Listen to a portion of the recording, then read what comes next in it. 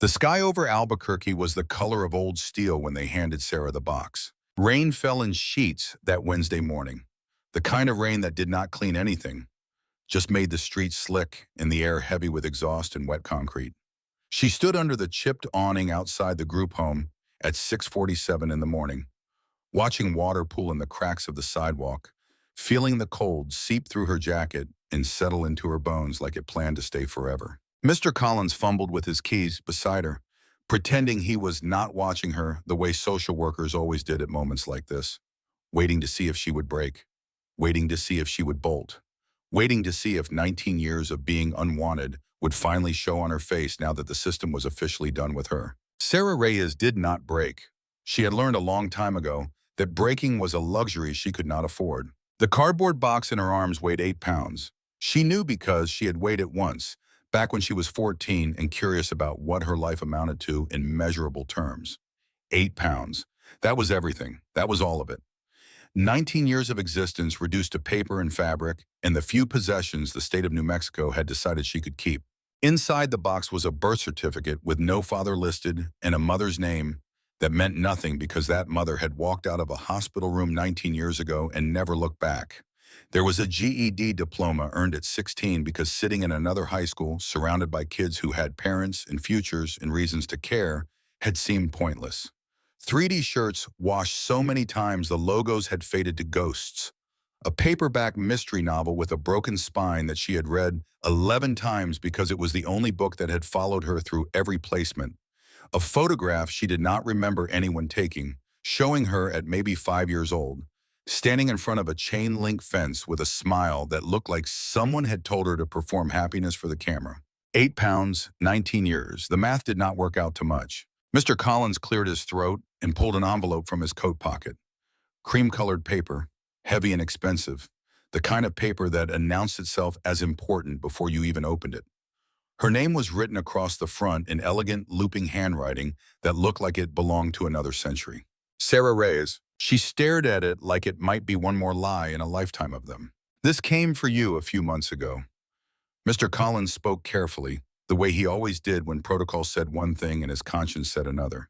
Could not give it to you until today. Legal reasons. Came from a law office up in Redstone Valley. Woman named Margaret Reyes had it sent. Reyes, her last name. The name on her birth certificate that had never connected to anyone real, anyone living, anyone who wanted her. You know anybody by that name? Sera shook her head. The rain kept falling. Somewhere down the block, a car alarm started wailing and nobody moved to stop it. Mr. Collins nodded like he had expected that answer. I checked it out. It is legitimate. The woman who sent it passed away about 4 months ago. Says in the letter she was your grandmother. Grandmother. The word hit strange.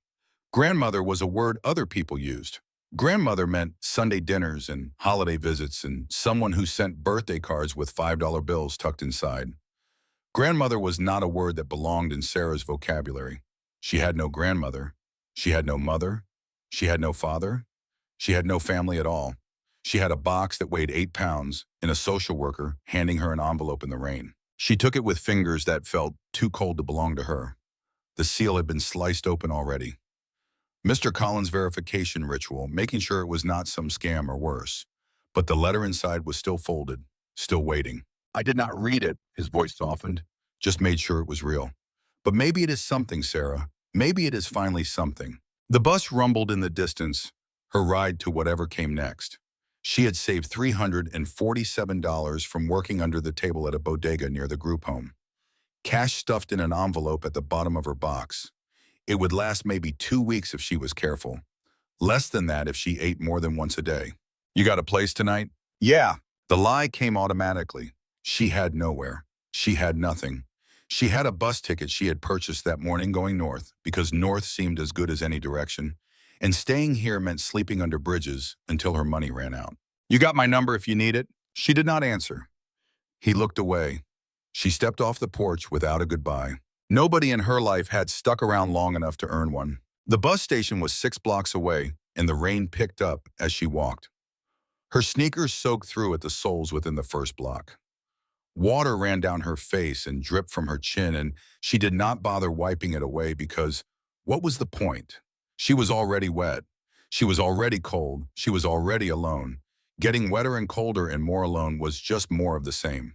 Under a flickering streetlight, she stopped. The envelope felt heavier than paper should feel, like it contained something more than words, like it was waiting for her to be brave enough to look. She pulled out the letter. The handwriting matched the envelope. Careful and precise, each letter formed like it mattered, like the woman who wrote it understood that these words might be the only words she ever got to say to the person reading them. My dearest Sarah. Sarah read those 3 words and felt something shift in her chest. Nobody had ever called her dearest. Nobody had ever called her anything except her name, and sometimes not even that. In group homes, you were a number first and a name second, and a person somewhere far down the list. If you were reading this, then I have passed on and you have turned 19. I am sorry I was not there to hold you, to know you, to watch you grow into whoever you have become.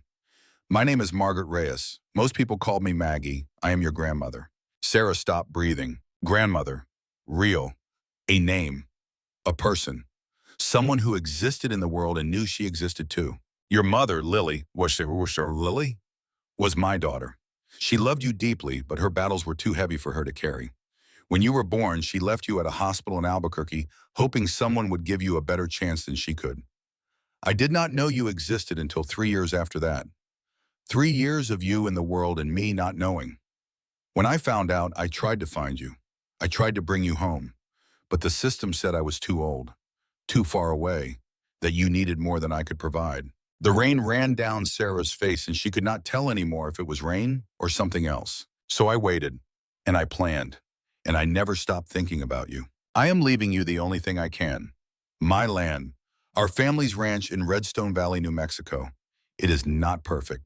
It is old and worn down like me. The house needs work, the barn needs more, but it is yours if you want it. 160 acres that have belonged to the Reyes family for 3 generations. If you do not want it, I understand. Sell it, take the money, build a life somewhere else. But I needed you to know that you came from somewhere. You belong somewhere. You are not a mistake. I fought for you, Sera. For 16 years after I found out about you, I fought to bring you home. The system said no every time, but I never stopped fighting. I hope you can forgive me for not fighting harder. With all my love, your grandmother, Maggie. At the bottom of the letter was a phone number and a name. David Keller, attorney at law, Redstone Valley, New Mexico. Sera stood under the flickering streetlight with rain running down her face and read the letter 3 times, 4 times, 5, trying to make the words feel real, trying to understand what they meant. A grandmother who had looked for her. Land, a place, belonging. The bus to nowhere pulled up to the station down the block. She could see it through the rain, doors opening, a few people climbing on. Her ticket was in her pocket. Her plan, such as it was, had been to ride north until the road ran out and figure things out from there. She looked at the letter again. Redstone Valley, New Mexico. She had never heard of it. She pulled out her phone. The screen was cracked and the battery was at 11%, but it still worked well enough to search. Population 847. 1 main street. High desert. Cattle country. Nearest city 40 miles away. The images showed wide skies and empty land and buildings that looked like they remembered when the West was still being won. 3 hours north by bus. A different bus. A different direction. She watched the bus to nowhere pull away without her. Then she walked back into the station and bought a new ticket. The ride north took Sera through landscape that shifted like the world was changing its mind about what it wanted to be. Urban gray gave way to brown desert. Brown desert gave way to red rock mesas that rose from the earth like monuments to something ancient and indifferent. She pressed her forehead against the window and watched America transform outside the glass, wondering if she was moving towards something or just running away from everything else. Her phone died somewhere around hour 2. She did not mind. There was nobody to call and nothing to look up that the window was not showing her for free. Red earth, blue sky, emptiness that stretched to horizons so far away they seemed imaginary. She had lived her entire life surrounded by noise. Sirens and traffic and people stacked on top of each other in buildings designed to hold as many bodies as possible while caring about as few of them as possible. Foster homes were loud. Group homes were louder. Cities never stopped screaming.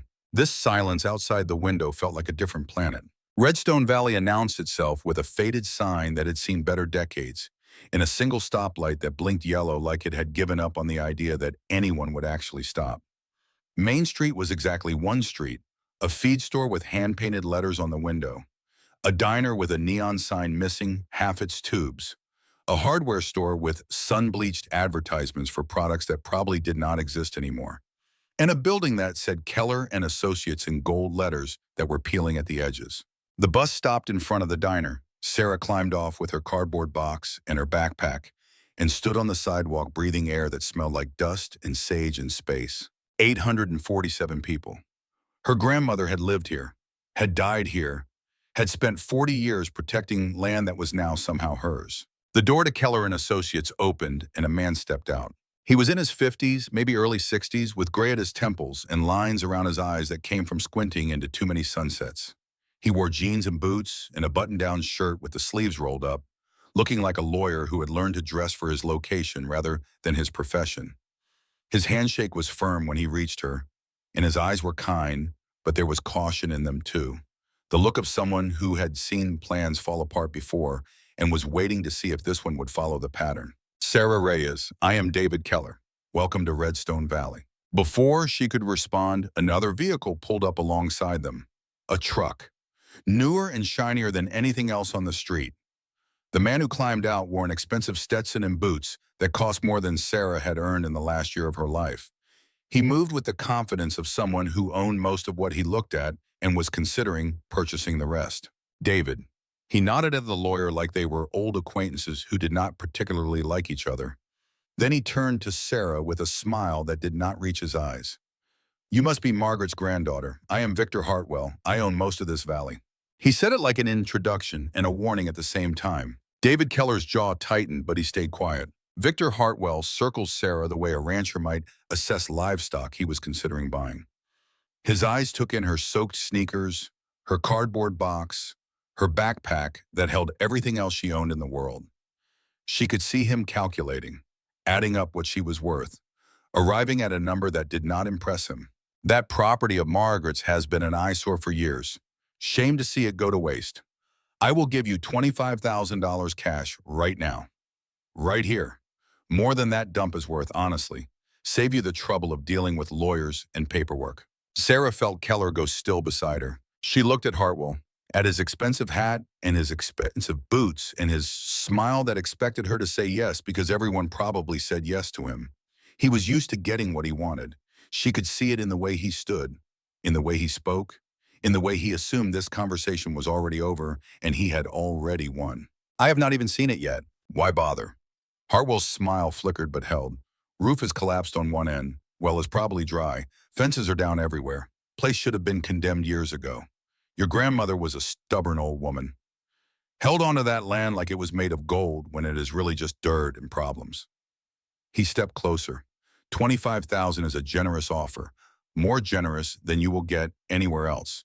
You are young. Take the money. Start over somewhere that actually has a future. His voice was casual, practiced. The contempt underneath it was so familiar, Sera almost smiled. She had met men like Victor Hartwell her entire life. In foster homes, in social services offices, in every institution that was supposed to help her, but really just wanted her to be quiet and compliant and grateful for whatever scraps they decided to throw her way.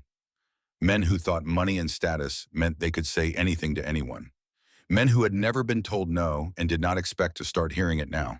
I'm going to look at it anyway. Hartwell's smile vanished. There are reasons that land should have been mine years ago. Ask anyone in this valley. Your grandmother stole something that did not belong to her. Everyone around here knows the truth, even if no one will say it out loud. Do not make her mistake, Miss Reyes. Do not make an enemy of me over a piece of dirt that is not worth the fight. That is enough, Richard. Keller's voice had an edge now. Hartwell ignored him. His eyes stayed on Sera. Clock is ticking on those taxes, you know. $43,000 in back payments. 6 months to clear it, or the county auctions the whole property. When you realize you cannot afford it, my offer drops to $15,000. After that, I will just wait for the auction and get it for pennies. He climbed back into his truck and drove off, leaving diesel exhaust and the smell of expensive cologne hanging in the desert air. Keller waited until the sound of the engine faded into distance. I should have warned you about him. Victor Hartwell owns 3,000 acres surrounding your 160. He has been trying to buy your grandmother's land for 20 years. She refused every offer, made him furious. Why does he want it so badly? Keller paused, chose his words carefully. Water rights officially. Your property has year-round creek access. The development he is building on his land needs that water. But there is more to it than that.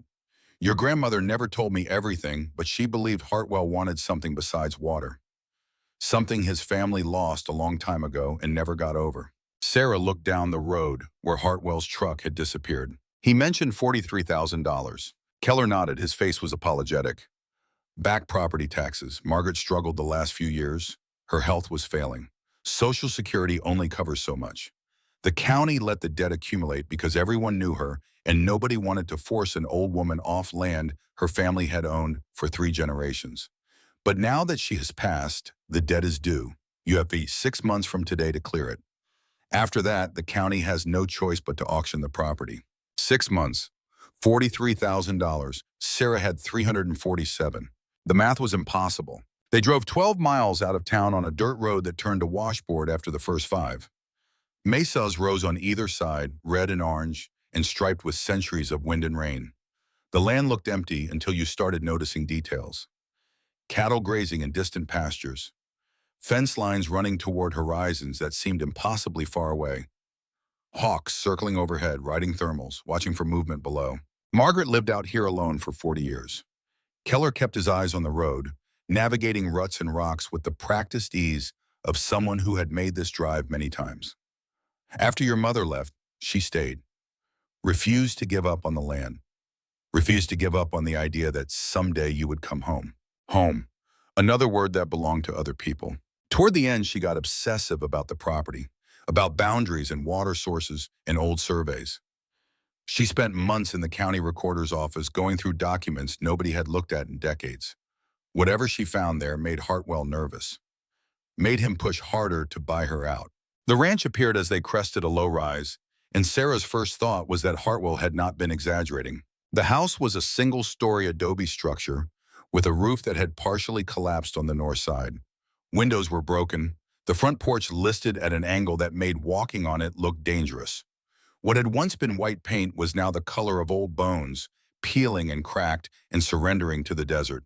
A barn stood 50 yards from the house, leaning so hard to one side that it looked like a strong wind would finish the job gravity had started. Fences ran in lines that no longer held anything back. Wooden posts had rotted through. Wire had rusted and snapped. The equipment scattered around the property was more rust than metal now. But the land. Sera climbed out of the truck and stood in grass that came up past her ankles. The valley opened behind the house like a secret the desert had been keeping. A creek ran through it, actual moving water in all this dry, with cottonwood trees marking its path, their leaves shimmering silver and green in the afternoon light. The soil was red and rich and alive. In the distance, mesas rose like cathedrals against a sky so big and so blue it made her chest hurt. She had never seen anything like this. She had never imagined anything like this. For 19 years, she had lived in boxes, small rooms and small buildings, in small lives surrounded by concrete and noise and the constant press of other people's unhappiness. This space, this silence, this enormity, it felt like drowning and flying at the same time. Keller walked her through the property with a clipboard and the practiced efficiency of a man delivering bad news. Main house is 1,200 square feet. Needs a new roof, 8,000 at minimum. Electrical has not been updated since the 70s. Plumbing groans every time you turn on a faucet. Water well has a pump that has not worked in 2 years. Margaret was hand pumping water from the backup well her last year. Fence needs 3 miles of replacement at minimum. The kitchen had appliances that belonged in a museum. The bathroom had fixtures that belonged in a junkyard. 2 bedrooms, both with ceilings showing water damage that had probably been spreading for years. The floorboards creaked, the windows were drafty, the whole place smelled like dust and abandonment, and the particular kind of loneliness that accumulated in spaces where someone had stopped living before they stopped breathing. But there was also a stone fireplace that looked solid and permanent, wood floors that had been beautiful once and could be again, windows that framed views of land that seemed to go on forever. In the master bedroom, a quilt lay across the bed. hand-stitched in patterns that told stories Sera did not know yet. Colors faded by decades of washing and wearing, but still holding together. Still whole, still waiting. On the wall hung photographs. Margaret as a young woman, standing beside horses with her hair blowing in wind. Margaret older, weathered, holding a shotgun with the comfortable ease of someone who knew how to use it. And another photograph. A little girl with dark braids in her grandmother's eyes, maybe 6 years old, sitting on a fence rail. The same girl, older, maybe 16, standing with her arms crossed and her jaw set at an angle that said she was ready to fight or run and had not decided which. That is Lily. Keller's voice went quiet. Your mother. Margaret kept every photograph she had. Sera stared at the teenager in the photograph and felt recognition that went deeper than memory. The same jaw, the same way of standing, the same defiance in the eyes. She was looking at a mirror that reflected someone she had never met. What happened to her? Margaret never said much. Lily left when she was 18, wound up in Albuquerque, got into trouble, drugs, from what I gathered. By the time Margaret tracked her down, Lily had already left you at the hospital. Margaret tried to find you then, tried to bring you home, but the system would not place you with her. Said she was too old, too isolated, no support system to help raise a child. She fought it for years, but by the time she found a lawyer who would take the case seriously, you had aged out. Aged out. The phrase foster kids use for turning 18 and becoming someone else's problem. Or no one's problem at all. They walked through the rest of the house, a second bedroom with a door that was locked. A study at the end of the hall, also locked, this time with a heavy padlock that looked new compared to everything else. Keller did not have keys for either. Margaret locked those rooms about 6 months before she passed, said whatever was inside was for you, if you stayed. Outside, they walked the property. The creek ran clear and cold. Sera knelt beside it and put her hand in, feeling water that had traveled from mountains she could not see to land, that was somehow hers. The grass was thick despite the neglect. The cottonwoods were old and massive, their roots going deep into soil that remembered when this valley was something else. Before ranches, before people, before anyone tried to own what the land had never agreed to give away. She stood at the edge of the creek and looked back at the house. Broken, failing, impossible. But here, real, hers. What would it take to make this work? Keller pulled out a notepad, started calculating out loud.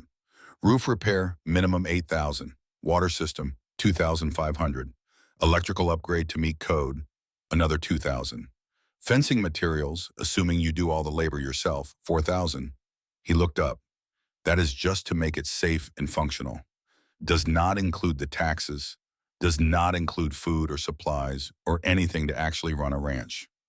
Total minimum, if nothing else breaks, which it will, is around $60,000. Sera did not say what she was thinking, that she had $347 and no job and no skills, and no reason anyone should believe she could do this. Keller seemed to hear it anyway. I am not trying to discourage you, but I want you to understand what you are walking into. This is not a fixer-upper project you complete in a summer. This is a full renovation on a property that has been neglected for years. Margaret survived out here her last years, but I would not call it living. She used a camp stove when the kitchen gave out. She drew water by hand when the pump died. She wrapped herself in blankets when the heating failed. Why did she not sell? Keller was quiet for a moment. Because this land was all she had left of her family, of her husband who died 30 years ago, of her daughter who ran away and never came back. Of you. She used to say that as long as she held onto the land, she had not given up hope. That someday you would come home and there would be something waiting for you, something that said you belonged. Sera felt the words land somewhere inside her that she did not have a name for. Keller reached into his briefcase and pulled out a thick folder, 3 inches of paper, maybe more. He held it for a moment before handing it over. There is something else you need to see. Sera took the folder. It was heavy. The paper inside was old, some of it yellowed, some of it crisp and official, all of it organized with tabs and dates going back years. She opened it and started reading. The first document was a petition for custody, dated 16 years ago when Sera was 3 years old, filed by Margaret Reyes requesting legal guardianship of her granddaughter, Sera Reyes, currently in the custody of New Mexico Children, Youth and Families Department. The petition had been denied. Reason: petitioner is 73 years of age, resides 40 miles from nearest hospital, lacks family support system adequate for raising minor child. Sera turned the page. Another petition.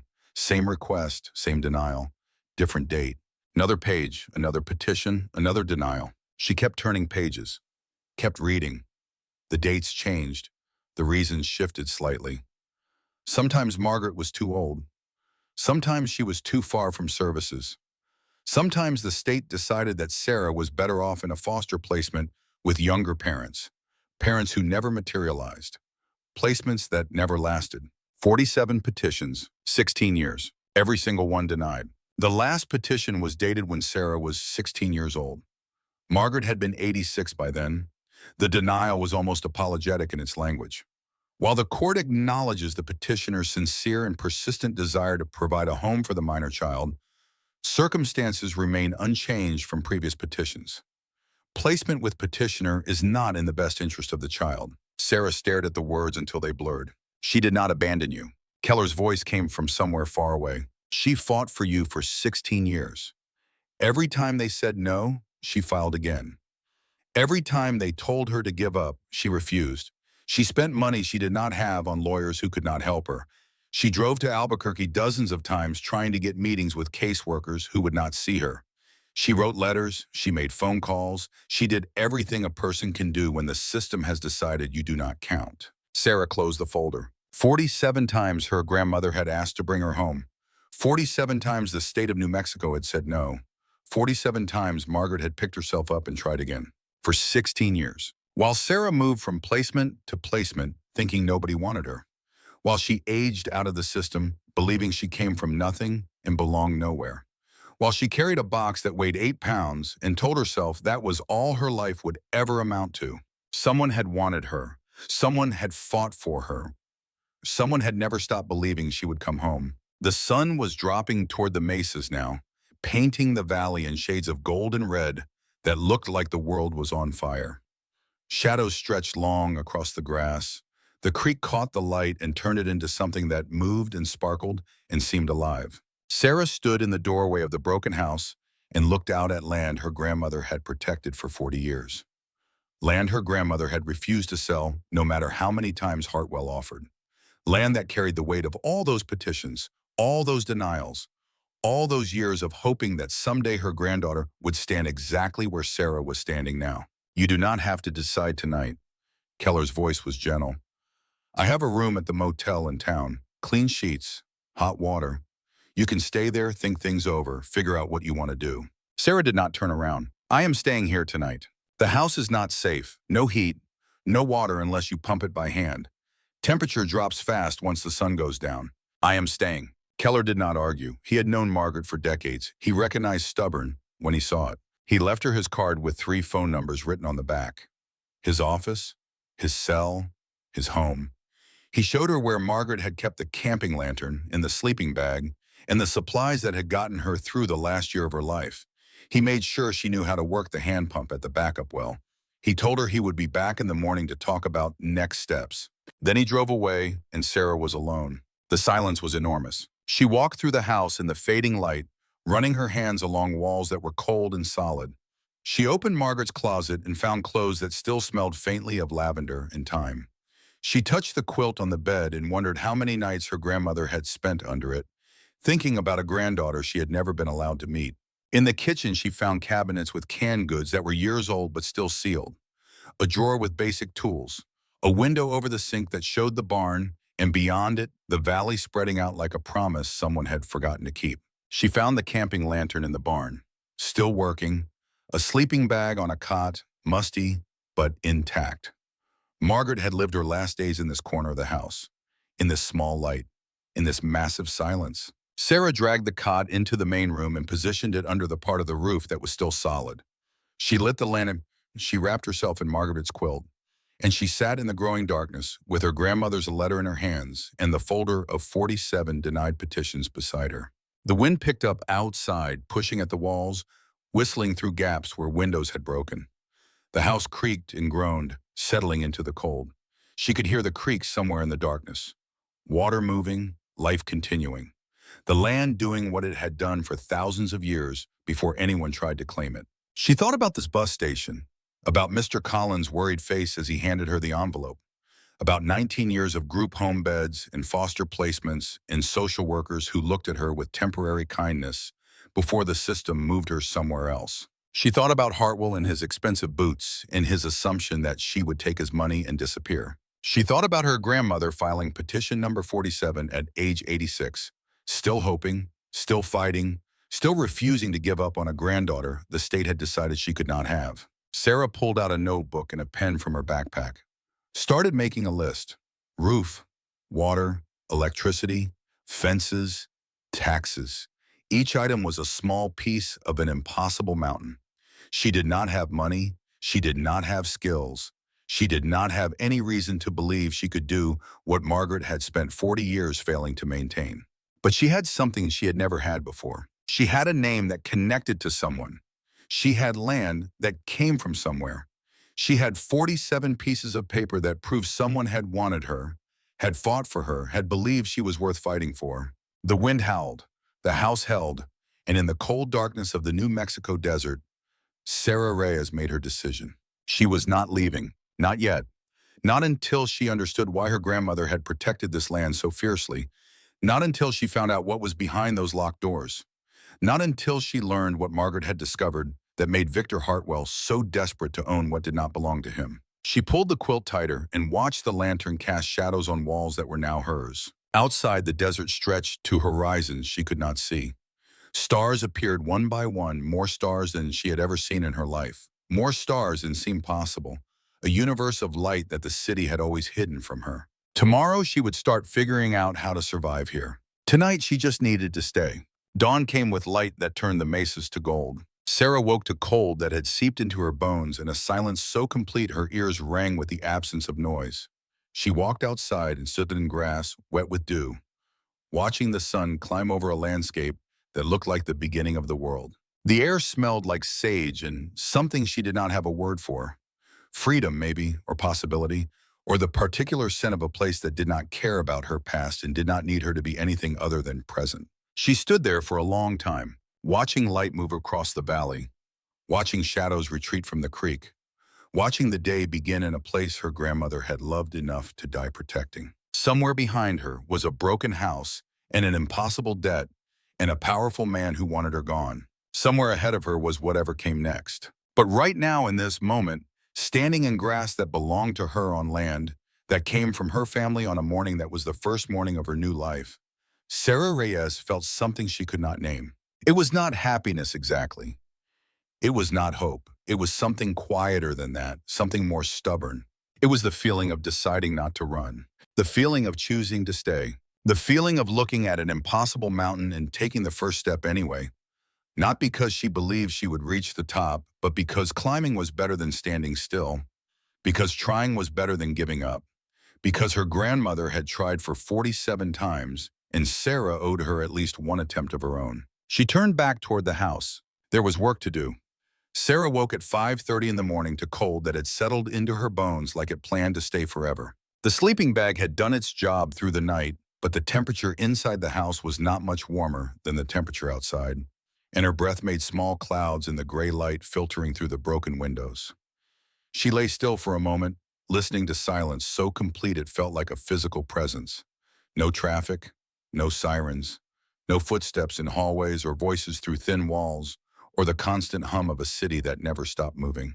Just quiet, just space, just the sound of her own breathing in a house that belonged to her. She pushed herself up and walked outside in the clothes she had slept in, her sneakers crunching on frost that had formed overnight on the wooden porch. The sun was not up yet, but the sky was lightening in the east, turning from black to deep blue to something that promised gold. The mesas in the distance were still shadows, dark shapes against a brightening horizon, waiting for light to give them color and dimension. Sera stood in the grass and watched the world wake up. She had never seen anything like this. 19 years in cities and suburbs, in institutional buildings where windows looked out on parking lots, in chain-link fences, in other buildings just like the one you were standing in. 19 years of horizons blocked by concrete and steel and the accumulated weight of human construction. She had not known the sky could be this big. She had not known silence could be this loud. She had not known that standing in an empty field at dawn could feel like standing at the edge of something sacred.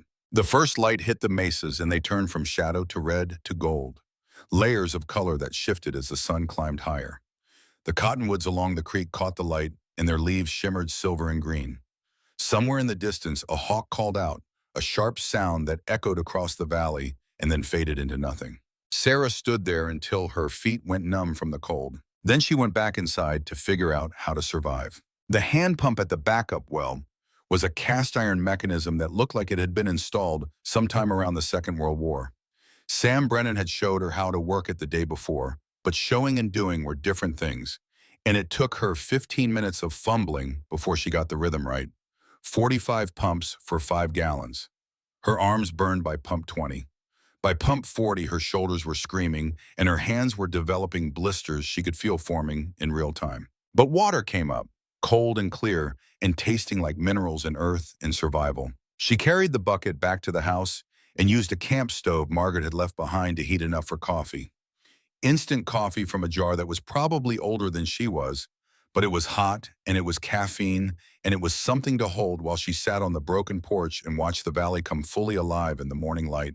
This was her life now. This was what she had chosen. Pumping water by hand, heating it on a camp stove, drinking bad coffee on a porch that might collapse if she stepped in the wrong spot. All of it somehow better than anything she had left behind. She was still sitting there when the truck appeared on the road. It was older than the one Hartwell had been driving, but well-maintained in the way vehicles got when their owners understood that taking care of things meant those things lasted longer. Blue paint faded by decades of desert sun, a dent in the front fender that had been there so long it had become part of the truck's identity. The engine made a sound that was rough but reliable, the automotive equivalent of a man who had been through hard times and come out the other side still standing. The truck pulled up to the house and stopped. A man climbed out. He was somewhere in his 80s, maybe older, lean and weathered in the way desert people got when they spent their lives working under open sky. He wore a Marine's cap that had been washed so many times the insignia was barely visible, and boots that looked like they had walked every inch of this valley and a few inches of places much worse. He moved with the careful precision of someone whose body had been through things and remembered all of them. Every wound and every scar and every mile of hard road. His eyes were sharp, though, kind but sharp, the eyes of a man who had learned to see everything and judge only what mattered. He carried a thermos in one hand and a paper bag in the other. Saw David's truck leaving yesterday evening. Figured you would still be here this morning. His voice was gravel and smoke, worn down by years but still strong underneath. Brought coffee, real coffee, and breakfast burritos from the diner in town. Elena makes them fresh every morning. Best thing you will eat in this valley. Sera did not move from the porch. She had learned a long time ago not to trust kindness that showed up without warning. Kindness usually wanted something. Kindness usually had conditions attached. The old man seemed to understand. He set the thermos and the bag on the bottom step of the porch, then took 3 steps back and leaned against his truck. My name is Sam Brennan. I ranch the section east of here. Knew your grandmother for 40 years. He paused. She helped me once, a long time ago, when I came back from a place I should not have served on and did not know how to live with myself anymore. Taught me how to work land, how to let the work ground you when nothing else could. I owe her more than I can ever repay. Sera studied him. The cap, the boots, the way he held himself like a man who had seen combat and carried it with him every day since. Vietnam, Sam nodded. Came back in 71.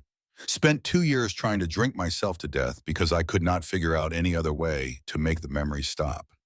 Margaret found me passed out in a ditch one morning, drove me back to her place, and put me to work digging fence posts.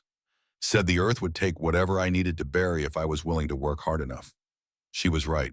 He looked at the house, at the collapsed roof and the broken windows, and the general air of neglect that covered everything. She talked about you all the time, her granddaughter in Albuquerque. The one the system would not let her have. She kept a photograph of you on her dresser, updated it every year somehow. I never knew how she got them, but every birthday there was a new picture.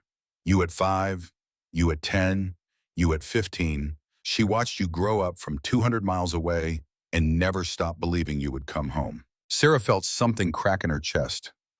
A wall she had built a long time ago to protect herself from exactly this kind of information. Why are you here? Because Margaret would have wanted someone to help you. And because I owe her. And because this valley needs people who are willing to fight for it. And from what David told me about your conversation with Hartwell yesterday, you might be that kind of person. He gestured at the thermos. Coffee is getting cold. Burritos are getting colder. I am going to walk your fence line and see what needs fixing most urgently. If you want to join me, you can learn something. If you want to tell me to leave, I will understand. But I am here to help if you will let me. No conditions, no strings, just one stubborn old rancher paying back a debt to another stubborn old rancher who happened to be the best friend I ever had. He turned and started walking toward the eastern fence line without waiting for an answer. Sera sat on the porch for another minute. Then she picked up the thermos and the bag and followed him. The coffee was strong and hot and better than anything she had tasted in years. The burritos were exactly what Sam had promised.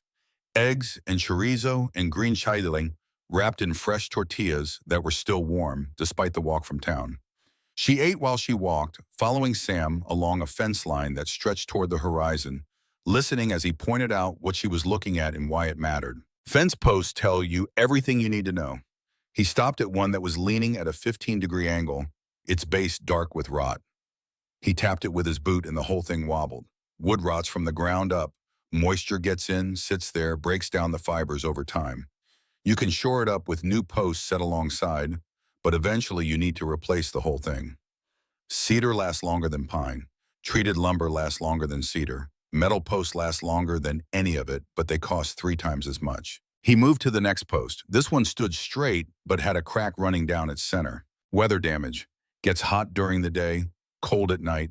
Wood expands and contracts. Eventually it splits. A split post will hold for a while, but one good storm will take it down.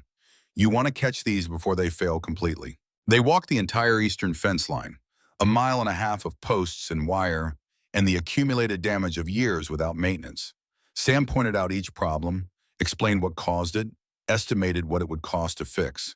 By the time they reached the corner where the eastern line met the southern line, Sera had a mental inventory of repairs that added up to more money than she could imagine having. But she also had something else: knowledge, understanding, the beginning of competence in a world she had never inhabited before. Sam led her back toward the house along the creek. The water ran clear and cold, maybe 2 feet deep at its center, moving with a steady current that suggested it came from somewhere with reliable flow. The banks were lined with cottonwoods, whose roots reached into the water like fingers searching for something precious. This creek is why Hartwell wants your land. Sam's voice had changed, harder now, more serious. Year-round water in high desert is worth more than gold. His development needs water rights to operate. Your grandmother's property has the only reliable surface water for 5 miles in any direction. He stopped at a spot where the creek bent around a cluster of boulders. But there is something else. Something Margaret spent years trying to understand. She used to come out here and walk this creek from end to end, following it upstream, trying to find the source. Said something about it did not make sense. Said the water should not be where it is. Sera looked at the creek. It looked like a creek. Water moving downhill the way water did everywhere. What do you mean? Water flows downhill. Everyone knows that. But Margaret had maps, old surveys, geological reports. She said the water table in this valley does not support a year-round creek at this elevation. Said there has to be an underground source, a spring feeding it from somewhere. And she believed that spring was not where everyone thought it was. He looked at Sera with those sharp eyes. She never told me everything. But I know she spent her last years digging into records, surveys, property documents going back 100 years. And I know Hartwell got more aggressive about buying her out after she started that research. He sent his property manager out here 3 times in the last year. Jake Thornton, big man, mean disposition, the kind of person who enjoys making people uncomfortable. Margaret met him at the door with a shotgun every time. Sam started walking again. Whatever she found, it scared them. And whatever is in those locked rooms in your house, it is probably the reason they want this land badly enough to spend 20 years trying to take it. They returned to the house by mid-morning. Sam showed her the basics of survival on property without functioning infrastructure. How to test well water for contamination before drinking it. How to check electrical outlets with a voltage tester before plugging anything in. how to identify which parts of the roof were safe to walk on and which would drop you through to the floor below. Water is first. He stood beside the backup well with his ancient hand pump. You cannot live here without water. Cannot clean, cannot cook, cannot survive. Margaret hand pumped for her last year because the electric pump on the main well burned out and she could not afford to replace it. 45 pumps for 5 gallons. She did that every day at 88 years old. You can do it at 19. He showed her the rhythm, the way to use your body weight on the downstroke to save your arms, the way to pace yourself so you did not burn out after 2 buckets, the way to listen to the pump and hear when something was wrong with the mechanism. Everything else builds from this. Water means you can stay. Staying means you can work. Working means you can fight. And fighting is what you are going to have to do if you want to keep this place. By afternoon, Sam had walked her through the basic systems of the property, where the main electrical panel was and which breakers controlled which sections of the house, where the propane tank was and how to check the level, where Margaret had stored tools and supplies and the accumulated necessities of 40 years of living alone in the desert. He did not tell her what to do. He showed her options and explained consequences and let her make her own decisions. It was a teaching style that Sera recognized from nowhere in her experience, but appreciated immediately. He treated her like an adult capable of learning, not a child who needed to be managed. Late in the afternoon, as Sam was preparing to leave, a truck appeared on the road. This one was newer than Sam's, but not as expensive as Hartwell's. A fleet vehicle, the kind companies bought in bulk for employees who needed to drive, but did not need to impress anyone. The man who climbed out was big, well over 6 feet, with shoulders that suggested he spent time in a gym, and a face that suggested he enjoyed using that strength on people who could not fight back. He wore a polo shirt with a company logo Sera did not recognize, and he moved toward the house with the unhurried confidence of someone who expected to be obeyed. Sam stepped forward, positioning himself between the man and Sera. The air changed, went tight and still in a way that made the hair on her arms stand up. "Miss Reyes," the big man stopped 10 feet away. His smile did not reach his eyes. "I am Jake Thornton, property manager for Hartwell Development. Mr. Hartwell asked me to check in on you, make sure you are settling in all right." "She is settling in fine." Sam's voice had gone flat. Same voice he probably used when giving orders in combat. "You can tell Hartwell she does not need his help." Thornton's smile flickered but held. "Just being neighborly. A lot of accidents happen to folks who are not familiar with ranch life.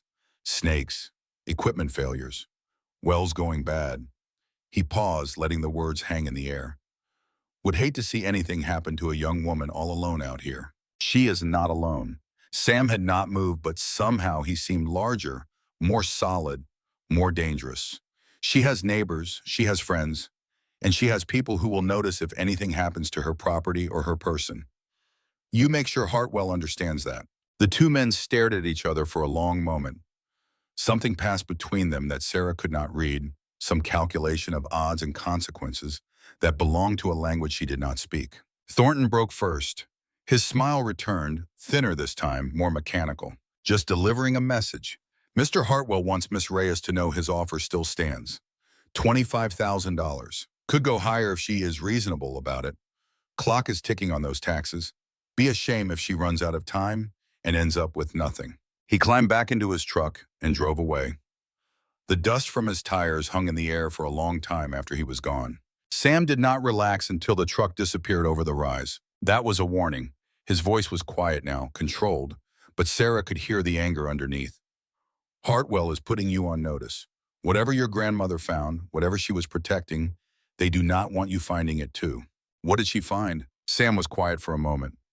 "I do not know exactly, but there are markers on this property, old survey, stakes that do not match official records.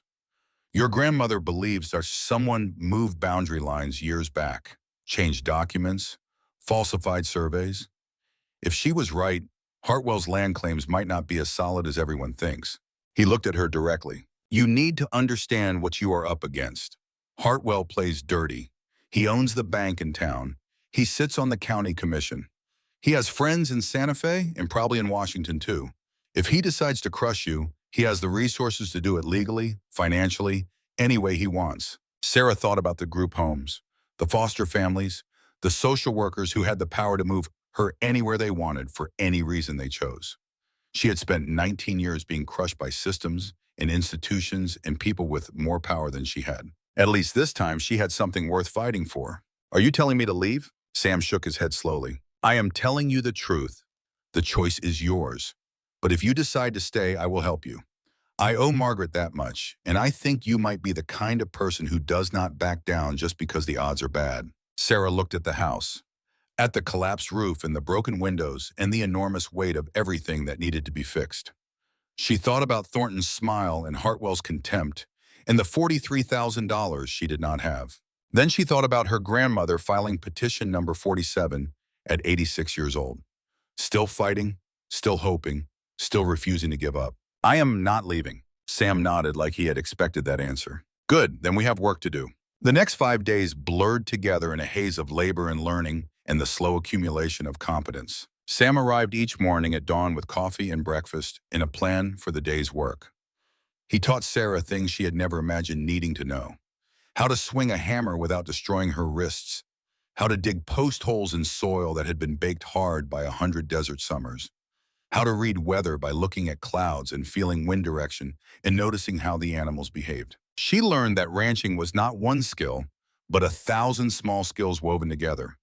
Carpentry and plumbing and electrical work and animal husbandry and meteorology and accounting and mechanical repair. Every day brought new knowledge and new failures and new calluses forming on hands that had never done physical labor before. Her body protested constantly. Muscles she did not know she had screamed at her every morning. Blisters formed and broke and formed again. She fell asleep each night within minutes of lying down, exhaustion so complete it felt like a kind of death, and woke each morning feeling like she had been beaten with sticks. But she also felt something else, something she could not name at first. Purpose, direction. The strange satisfaction that came from working hard at something that mattered, even when the work was painful and the outcome was uncertain. For 19 years, she had drifted through systems designed to manage her, moving from placement to placement, without ever having any control over where she went or what she did. Now every swing of the hammer was her choice. Every post she set in the ground was her decision. Every bucket of water she pumped was proof that she was capable of taking care of herself. On the third day, Betty from the feed store called Sam with bad news. Hartwell's bank had reviewed the informal credit line she had been extending to small ranchers and decided it was too risky. Everything was cash up front now, no exceptions. That same afternoon, the county inspector showed up unannounced. A man named Martinez who walked the property with a clipboard and made notes about code violations and safety hazards and habitability requirements. He was not unfriendly, but he was thorough, and by the time he left, Sera had a list of mandatory repairs that had to be completed within 30 days, or the property would be declared uninhabitable. She could not afford the repairs. She could barely afford food. Hartwell is squeezing you. Sam's voice was matter of fact.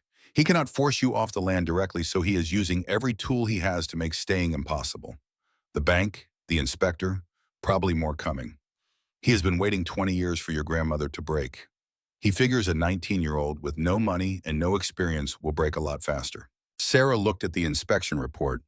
$8,000 minimum in immediate repairs, electrical upgrades, structural reinforcement, water system certification.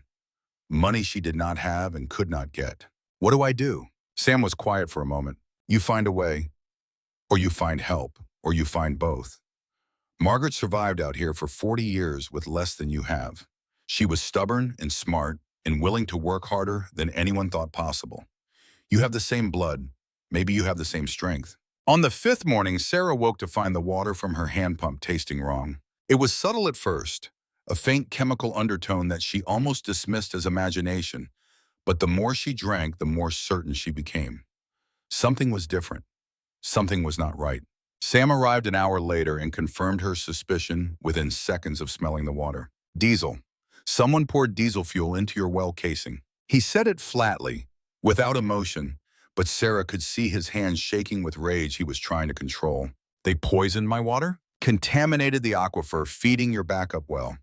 Main well was already dead. This was your only source. He looked at her with eyes that had seen worse things in worse places but were still angry at this particular cruelty. You cannot drink this water, cannot use it for anything. Well needs to be professionally cleaned and tested, Might need to re-drill entirely if the contamination spread. How much? Sam did not answer immediately. How much to fix it? $12,000, maybe more depending on how bad the damage is. Sera sat down on the porch steps. $12,000. She had $283 left after buying food for the week. She could not pump water by hand anymore because there was no water clean enough to pump. She could not stay on the property without water. She could not afford to fix the well, and she could not afford to leave. They reported it to the sheriff. A deputy named Cole came out and took statements and photographs and made all the right noises about investigation and evidence and holding people accountable. But Sera could see in his eyes that nothing would come of it. No witnesses, no cameras, no proof except diesel and water, and everyone knew who benefited from her failure. Morrison did this. Sam stood with her after the deputy left. Thornton probably gave the order, but Morrison is the one who knows how to do it without getting caught. Hartwell keeps him around for exactly this kind of work. Sera stared at the useless well, at the hand pump that had been her lifeline for 5 days, at the water she could not drink and the repairs she could not afford, and the impossible situation closing in from every direction. She had 3 days of bottled water left. After that, she would have to leave the property to find water. And once she left, even for a day, Hartwell would find a way to make sure she could not come back. That evening, as the sun dropped toward the mesas and painted the valley in shades of fire, a car appeared on the road. Not a truck this time. A sedan, older model, moving slowly and carefully like the driver was not sure of the road or the destination. It stopped near the house and a woman climbed out. She was thin, too thin, with the careful movements of someone who expected the world to shift beneath her feet at any moment. Her clothes were clean but worn, her hair pulled back in a simple ponytail, her face showing years that had been harder than they should have been. She stood beside the car like she was not sure she had the right to be there, like she was waiting for permission to exist in this space. Behind her, a little girl emerged from the passenger side, 7 years old maybe, with dark hair and darker eyes and a curiosity that had not yet learned to be cautious. She looked at the house and the barn, and the valley stretching out behind them with the wonder of a child seeing something new and magical. Sera stood on the porch and felt recognition hit her like a physical blow. The woman had the same jaw, the same way of standing, the same defiance underneath the uncertainty. Sera was looking at the photograph from the bedroom wall, the 16-year-old girl with her arms crossed and her chin raised. 20 years older now, 20 years more damaged, but unmistakably the same person. The woman took a step forward and stopped. Sera. Her voice broke on the name. 2 syllables that carried 19 years of absence and silence, and whatever complicated feelings had led to a 3-day-old baby being left at a hospital by a mother who could not carry her. I am Lily. I am your mother. The words hung in the air between them.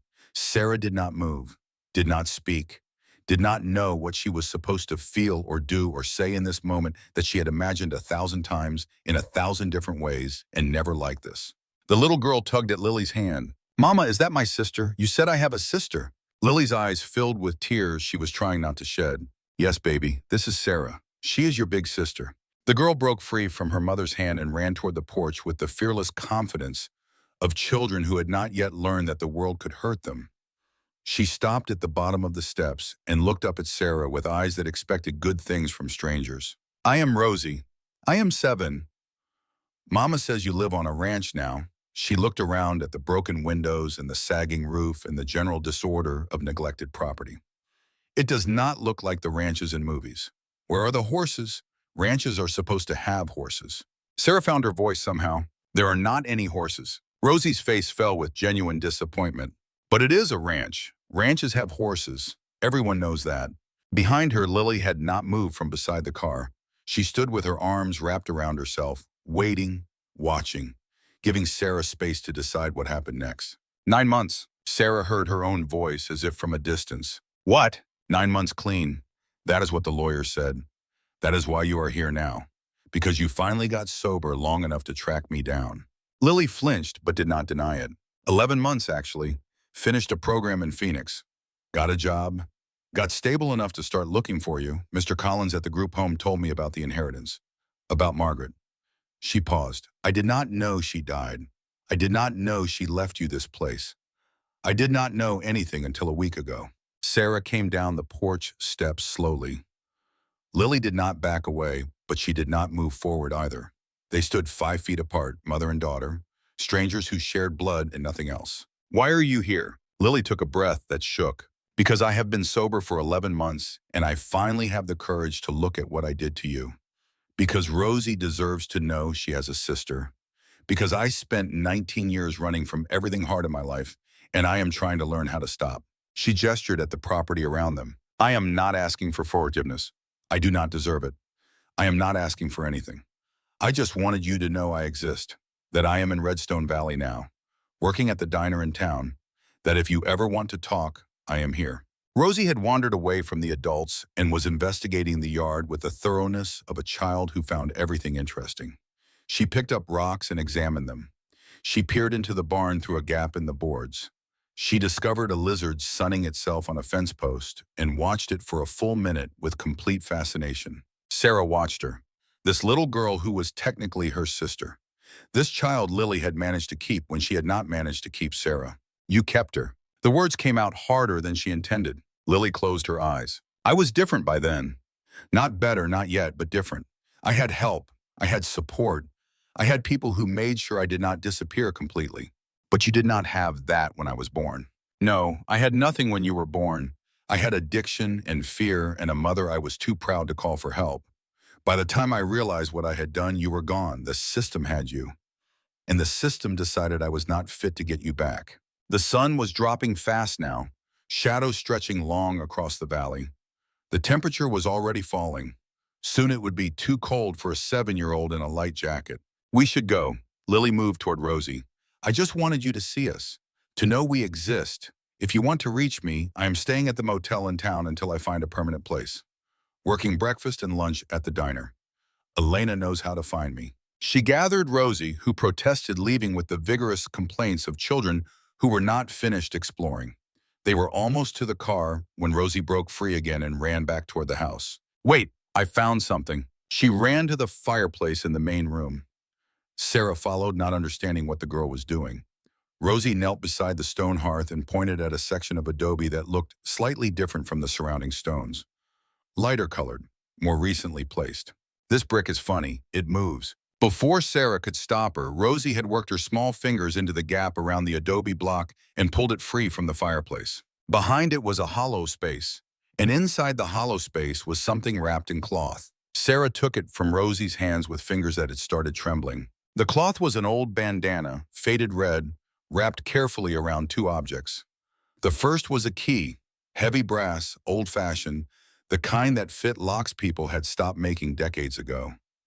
The second was a piece of paper folded twice, covered in handwriting Sera recognized from the letter that had brought her here.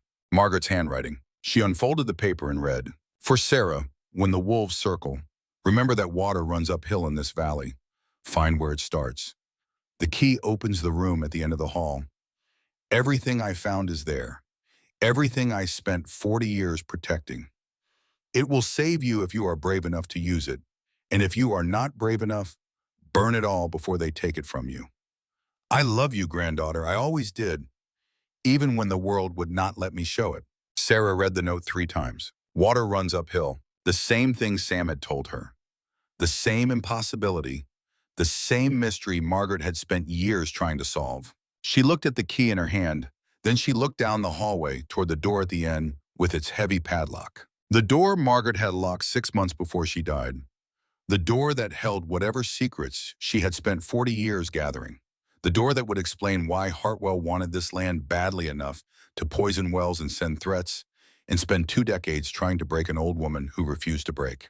Lily and Rosie stood in the doorway watching. Sera closed her hand around the key. You should go. Her voice was steady despite everything churning inside her. It is getting cold. Rosie needs dinner. Lily nodded slowly. She understood she was being dismissed. Understood that whatever was about to happen, she had not earned the right to be part of it. We will be at the diner tomorrow, if you want to talk. She took Rosie's hand and led her toward the car. Rosie looked back over her shoulder, still curious, still wanting to see what would happen next.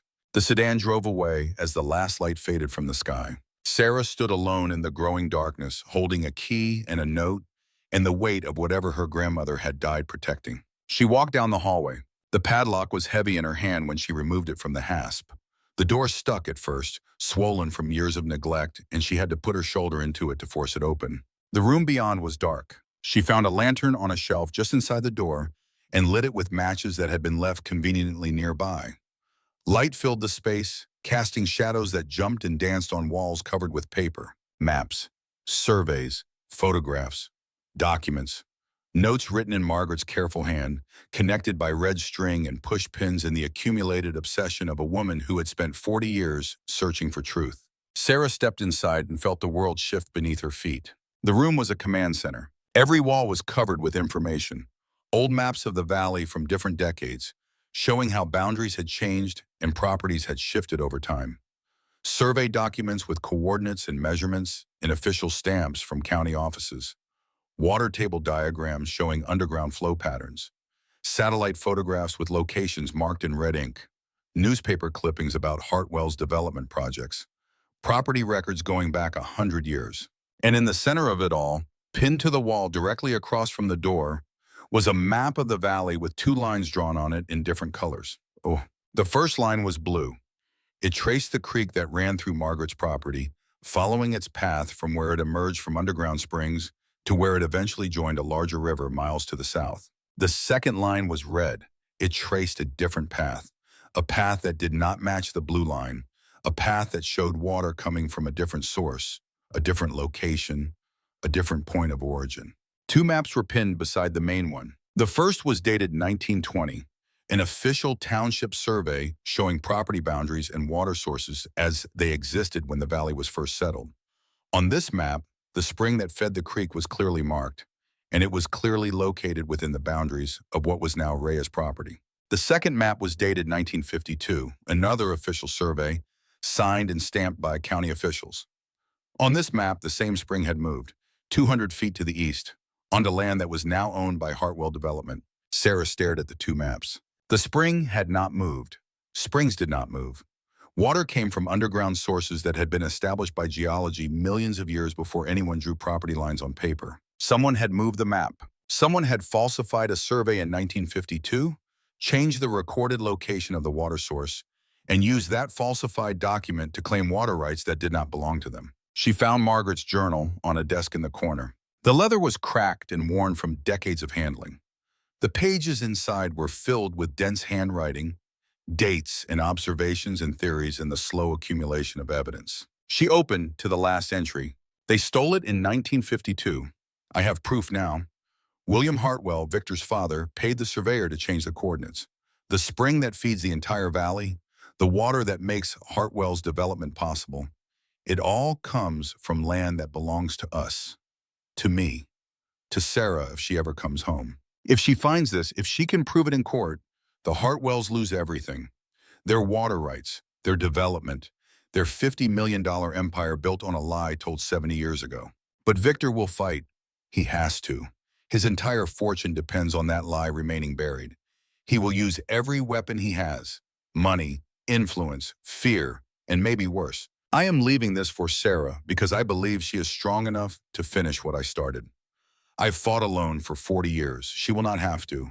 She will have this room, this evidence, this truth that the Hartwells have spent 3 generations trying to hide. Find the brass marker, Sera, the original survey stake from 1920. It is still there, buried where the surveyors left it, 100 years old and still marking the true location of the spring. Find it and everything else falls into place. Water runs uphill in this valley. That is what people say. That is what makes no sense. The water appears to come from the wrong direction. But it does not come from the wrong direction. It comes from our land. It always has.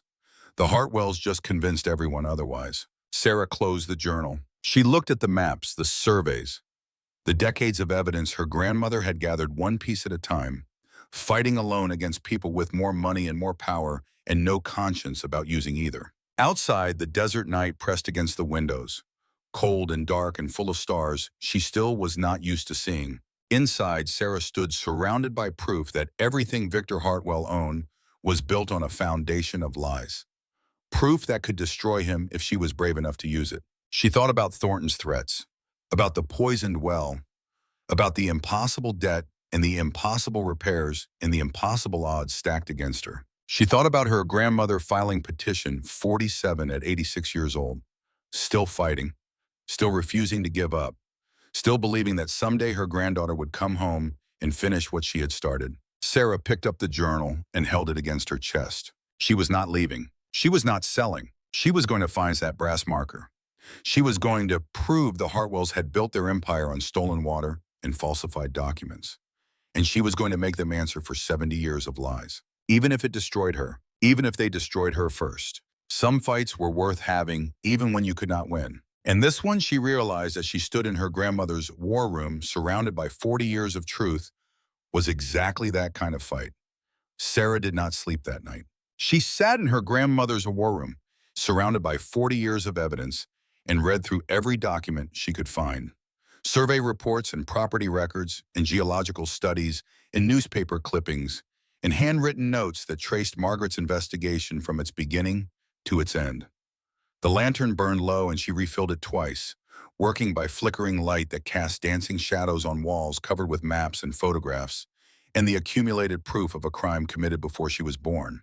The room smelled like old paper and dust, and the particular scent of obsession that accumulates when someone spends decades working on a single problem. Margaret had lived in this room during her final years. Sera could see the evidence of it everywhere.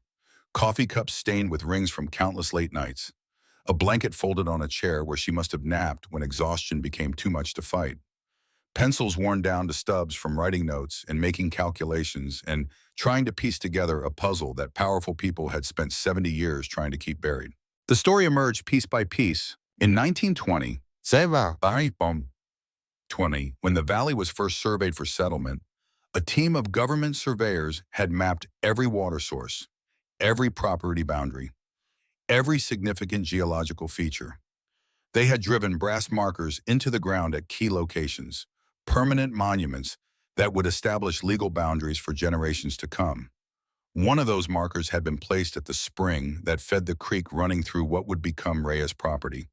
The coordinates were recorded in official documents filed with the county recorder in the state land office. The spring was clearly, legally, permanently located on land that Margaret's family would eventually own.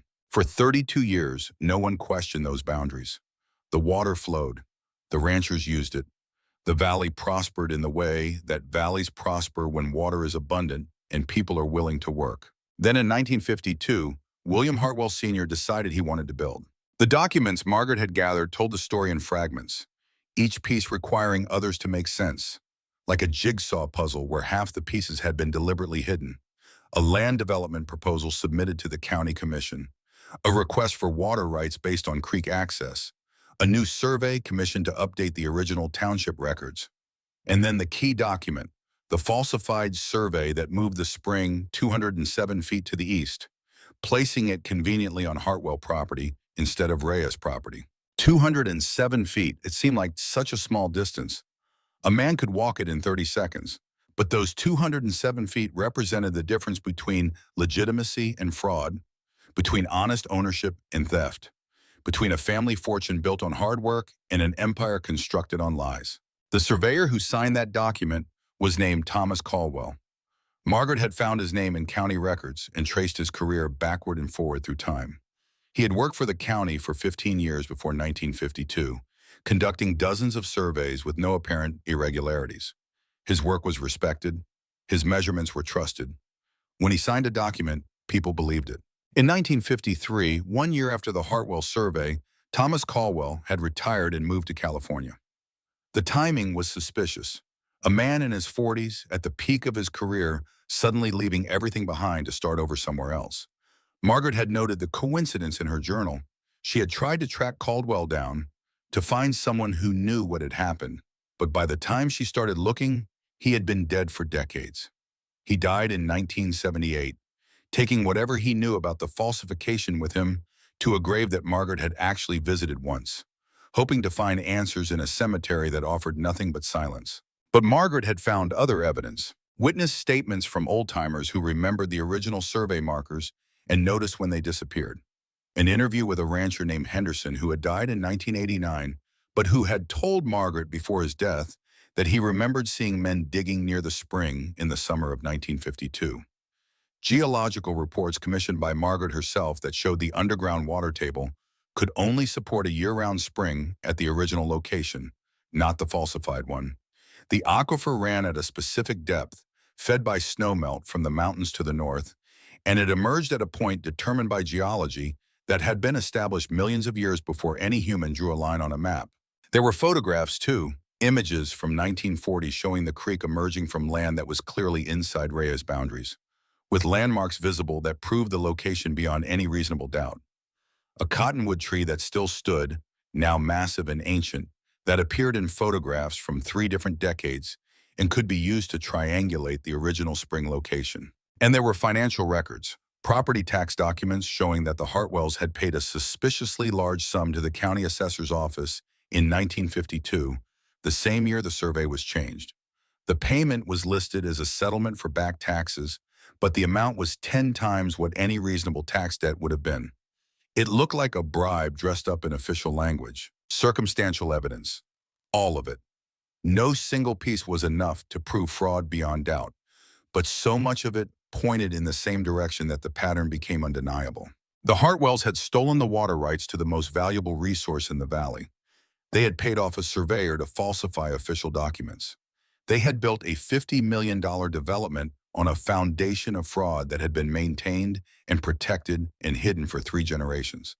And they had spent 70 years making sure no one could prove it. Sera closed the journal as dawn light began filtering through the windows. She was exhausted in a way that went deeper than physical tiredness. Her eyes burned from reading by lantern light. Her back ached from sitting in the same position for hours. Her mind felt overfull, stuffed with information that she did not know how to process or use. Her grandmother had spent 40 years gathering this evidence, fighting alone against people with more money and more power and no conscience about using either. She had died before she could finish the fight, and now Sera was supposed to pick up where she left off. 19 years old, no money, no experience, no legal training or political connections, or any of the tools that someone would need to take on a family that had been getting away with fraud since before her mother was born. But she had something the Hartwells did not know about. She had the truth, and she was beginning to understand that the truth, properly documented and properly presented, might be more powerful than all of Victor Hartwell's money and influence combined. Sam arrived at 7 with coffee and the grim expression of a man who had been thinking hard thoughts all night. His truck came over the rise as the sun was climbing above the mesas, headlights still on from the pre-dawn darkness, engine making the familiar sounds that Sera was learning to recognize. He found her sitting on the porch with Margaret's journal in her lap, staring at the valley without really seeing it. The coffee in her hands had gone cold an hour ago, but she had not noticed. She was somewhere else in her mind, walking through decades of evidence, trying to find the path that led from where she was to where she needed to be. You found the room. It was not a question. Sam could read the exhaustion in her face, the particular kind of tiredness that came from spending a night with secrets that were too big to carry alone. Sera nodded. Sam lowered himself onto the porch step beside her, his movements careful and deliberate, the way old men moved when their bodies had accumulated too many years and too many injuries to take anything for granted. He was close enough to be present, but not close enough to crowd. The morning was cold and clear, frost sparkling on the grass like scattered diamonds, the mesas in the distance turning from gray to gold as the sun climbed higher. Margaret spent 40 years building that case. His voice was quiet, almost reverent. She believed she had enough to bring Hartwell down, but she never got the chance to use it. By the time she had everything she needed, she was too old and too sick to fight the legal battle it would take. She wanted me to finish it. Sam nodded slowly. That is what she told me, toward the end. Said she was leaving everything for you. Said you would know what to do with it when the time came. He paused. I told her she was putting too much weight on someone she had never met. She just smiled and said she knew what you were made of. Said you were her blood, and her blood did not break. Sera laughed, but there was no humor in it. Just the hollow sound of someone confronting expectations they did not know how to meet. I do not know what I am doing. I do not know anything about legal cases or water rights or how to take on a man who owns half this valley and has enough money to bury me in lawsuits for the rest of my life. I do not even know how to run a ranch. I do not know how to do anything that matters out here. Sam was quiet for a long moment. He watched the sun climb higher, watched the shadows retreat across the valley floor, Watch the world wake up the way it had woken up every morning for millions of years before anyone claimed to own any of it. When he spoke, his voice had changed. Harder now, more serious. The voice of a man about to say something he had been holding inside for a very long time. There is something I need to tell you. Something I should have told Margaret years ago, but never had the courage. Sera turned to look at him. His face was carved with shadows and regret. An old man carrying an old weight that had never gotten lighter, no matter how many years he hauled it around. I was there in 1952. I was 15 years old, working for the county survey team that summer. Carrying equipment, holding measuring rods, doing whatever they told me to do. It was good money for a kid from a ranching family, better than working at the feed store for 50 cents an hour. He paused, looked down at his hands, which were shaking slightly, a tremor that came from somewhere deeper than age or cold. I saw William Hartwell come to the survey site. Big man, expensive clothes, the kind of presence that made everyone stop and pay attention. He pulled Thomas Caldwell aside and talked to him for a long time, maybe an hour. When Caldwell came back, he looked like a man who had just made a deal with the devil. White-faced, shaking, could not meet anyone's eyes. Sam's voice dropped lower. The next day when I checked the measurements against what we had recorded the day before, they were different. The coordinates for the spring had changed, moved 200 feet east. I was 15, but I knew enough math to know that springs do not move. I knew something was wrong. Sera felt her heart rate increase, felt the implications of what he was saying settle into place like pieces of a puzzle clicking together. You saw them falsify the survey. I saw something happen. I was 15 years old and scared of my own shadow.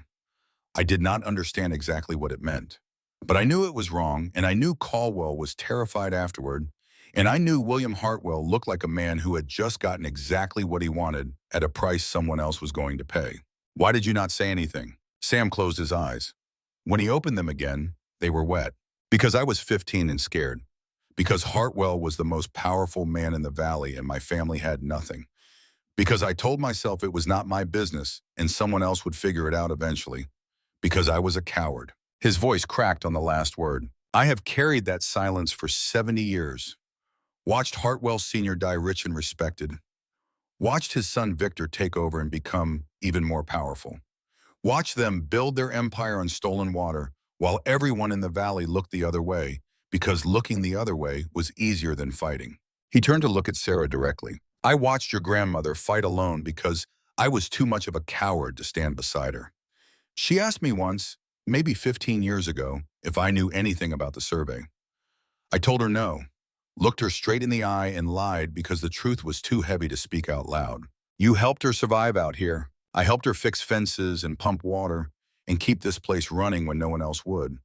But I never told her what I saw. Never gave her the testimony that might have made a difference. Never found the courage to say out loud what I had kept buried since I was 15 years old. Sera absorbed this, the weight of it, the implications, the 70-year silence that might finally be ready to break. You could testify now. Sam nodded slowly. I could. I am 85 years old, and my memory is better than most people half my age.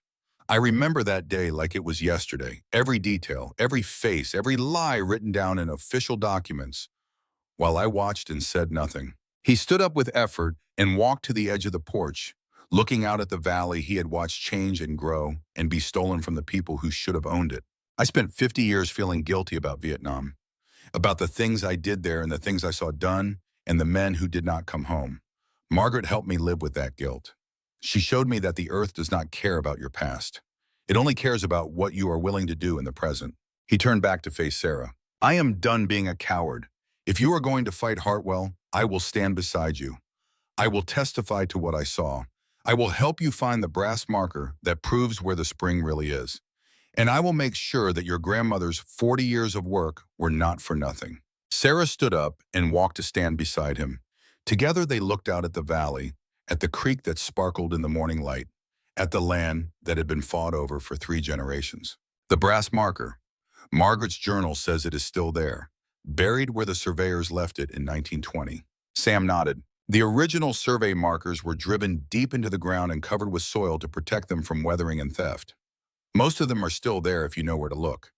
Your grandmother spent years trying to find the one at the spring site, but her coordinates were not precise enough. She was working from old documents with old reference points. Modern GPS would help. We need to find it.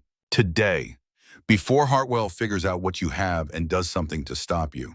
They spent the morning in the war room, studying Margaret's maps and notes, trying to pinpoint the exact location where the 1920 survey marker should be. The old surveys used reference points that no longer existed. Trees that had died and been removed. Rock formations that had eroded or been bulldozed for development.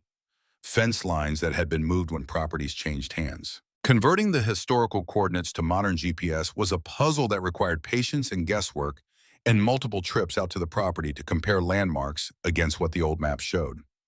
Sam knew the valley as well as anyone alive, and his knowledge of how the land had changed over decades was essential. By noon, they had narrowed the search area to a roughly circular zone about 40 feet in diameter, centered on a spot near where the creek emerged from underground. The ground there was thick with grass and scattered with rocks, the kind of terrain that could hide a buried marker for a century without anyone stumbling across it. Sam drove to town and came back with a metal detector that had seen better decades but still functioned. They worked methodically, walking the search area in a grid pattern, listening for the telltale beep that would indicate buried metal beneath the soil. The afternoon sun was hot despite the season, and the work was slow and frustrating. Every signal from the detector had to be investigated, and most of them turned out to be false positives. Rusty nails from fence construction, fragments of old barbed wire, a horseshoe that had probably been lost 50 years ago by a horse whose name no one remembered. The earth was reluctant to give up its secrets. Around 3 in the afternoon, a car appeared on the road. Sera tensed, her body instinctively preparing for another confrontation, another threat, another reminder that Victor Hartwell was watching and waiting for her to fail. But Sam shook his head. That is your mother's car. He had been watching vehicles come and go from this valley for 7 decades. He knew every engine sound and every silhouette the way a birdwatcher knows species by their calls. The sedan pulled up to the house and Lily climbed out, moving with the careful deliberation she had shown since her arrival. Then she helped Rosie from the back seat. The little girl was already scanning the property with the eager curiosity that seemed to be her permanent state, looking for something interesting to investigate. I brought lunch. Lily held up a paper bag, staying near the car, not assuming she was welcome to come closer. From the diner, Elena said you were probably too busy working to remember to eat. Rosie did not share her mother's hesitation. She ran towards Sera and Sam with the boundless energy of childhood, her feet barely touching the ground. What are you doing? Are you treasure hunting? Can I help? I am really good at finding things. I found the key, remember? Mama says I have eyes like a hawk. What are we looking for? Sera looked at Sam, who shrugged with the casual acceptance of a man who had seen stranger things in his life than a 7-year-old joining an archaeological dig. Extra eyes cannot hurt. The marker is probably the size of a fist. Brass might have writing on it if the surface has not corroded too badly. We are looking for any place where the ground looks different from the surrounding area. Disturbed soil, different grass patterns, anything that does not match. Rosie nodded with the intense seriousness of a child given an important mission. I will find it. I find everything. Mama says I am like a magpie because I always notice shiny things and things that are different from other things. She began walking the search area with her head down, scanning the ground with more focus and determination than most adults could muster for any task. Her small feet moved carefully, avoiding disturbing anything that might be evidence. Lily watched her daughter for a moment, something complicated moving across her face. Then she came to stand near Sera, keeping enough distance to respect boundaries while close enough to talk. What are you looking for exactly? Evidence. Sera decided there was no point in hiding it. If Lily was going to be around, she would find out eventually. Proof that Hartwell's family stole the water rights to this property 70 years ago. There is supposed to be a survey marker from 1920 buried somewhere here.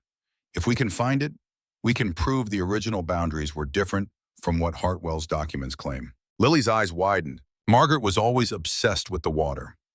I remember that from when I was a kid before I left. She used to walk the creek for hours, following it upstream, muttering about springs and surveys and stolen rights. I thought she was just getting old and confused. I thought it was early dementia or something. She was building a case. Sera gestured at the search area, at Sam walking the grid with the metal detector, at Rosie examining the ground with her hawk eyes. 40 years of evidence. We found most of it in a room she kept locked. Lily was quiet for a moment. I never knew. I left when I was 18 and I never looked back. Never called, never wrote, never asked how she was doing or what she was working on. I was so desperate to get away from this valley and this life that I did not care what I left behind. Her voice caught. I left her alone to fight this by herself, just like I left you. They ate lunch while Rosie continued her search, moving systematically across the grass with her eyes fixed on the ground. The metal detector beeped occasionally and Sam would investigate, but each time it was another false alarm, another piece of old metal, another disappointment. The sun was starting to drop toward the western mesas, painting the valley in shades of gold and orange, when Rosie's voice cut across the silence. I found something different. She was standing near a cluster of rocks about 30 feet from where they had been focusing their search. Her small hand was pointing at the ground, at a spot where the grass grew slightly different from the surrounding area. Shorter, more sparse. A slightly different color, as if something underneath was affecting how the roots could spread. Sam reached her first, dropping to his knees with a grunt that spoke of old injuries and older sorrows. He brushed away the loose soil with hands that had been working this valley for 7 decades, revealing a square of earth that was darker than the surrounding ground. Compressed, packed down by time and weight and whatever lay beneath. He dug carefully with a small trowel, scraping away layers of accumulated dirt, with the patience of a man who understood that some things could not be rushed. Grass roots, pebbles, compacted soil that had not been disturbed in 100 years. Then metal glinted in the afternoon light. Brass. His voice was barely a whisper, barely a breath, the voice of a man who was finally seeing something he had spent 70 years trying not to think about. He kept digging, exposing more of the object. It was a square rod, about 2 inches on each side, driven vertically into the ground. The top was stamped with markings that had been protected from the elements by the soil covering them. Letters and numbers that had survived a century underground. Sera knelt beside him and read the stamping. Township Survey, 1920, section marker. And below that, coordinates that matched exactly what Margaret had recorded in her journal as the original location of the spring. The coordinates that showed the water source was located 207 feet inside Rhea's property boundaries. 207 feet from where Hartwell's falsified survey claimed it should be. This is it. Sam's hands were shaking now, but not from age, from emotion, from the weight of 70 years of guilt suddenly having physical form and purpose. This is the proof, the original marker, right where it was always supposed to be, right where I saw it a lifetime ago before they paid to have it erased from the records. Rosie bounced on her feet with excitement, not fully understanding what she had found, but recognizing from the adults' reactions that it was important. I found treasure, real treasure, the best kind of treasure because it was hiding for 100 years, and I found it. Sam photographed the marker from every angle, documenting the stamping and the location and the condition. He recorded the GPS coordinates with his phone. He took soil samples from around the marker to prove it had not been moved or tampered with recently. They documented everything, creating a record that could not be disputed or denied or explained away by Hartwell's lawyers. Then they carefully reburied the marker, memorizing the location by its relationship to nearby landmarks. A split oak tree 30 feet to the north, a rock formation shaped like a broken tooth 20 feet to the west, the way the ground dipped slightly before the spring emerged. Details that could be verified and confirmed and used to find the marker again when the time came to present it as evidence. The evidence was documented, the marker was protected, and for the first time since she had arrived in this valley, Sera felt like she might actually have a chance. They returned to the house as the sun dropped below the mesas, painting the valley in shades of fire that made the whole world look like it was burning. Sam called David Keller to arrange a meeting for the next morning. They needed to file legal documents, establish chain of custody for the evidence, prepare for the inevitable counterattack from Hartwell once he learned what they had found. Lily offered to make dinner. She had brought groceries from town, real food instead of the canned provisions Sera had been surviving on. Rosie helped set the table with the focused intensity she brought to everything, arranging plates and utensils with geometric precision that probably reflected something about how her young mind worked. It was strange, Sera thought, watching them move around the kitchen.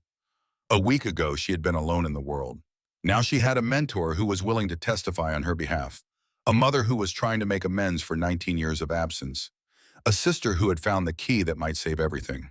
Not a family exactly, not yet, but something that might become one if she let it. They ate together as darkness fell outside the windows.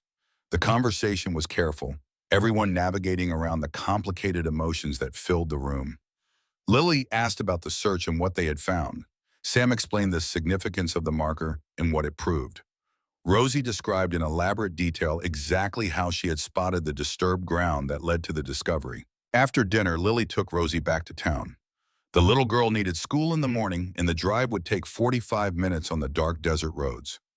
Sera stood on the porch and watched their taillights disappear over the rise, feeling an unexpected pang of something that might have been loneliness or might have been the beginning of something else entirely. Sam stayed to help secure the house for the night.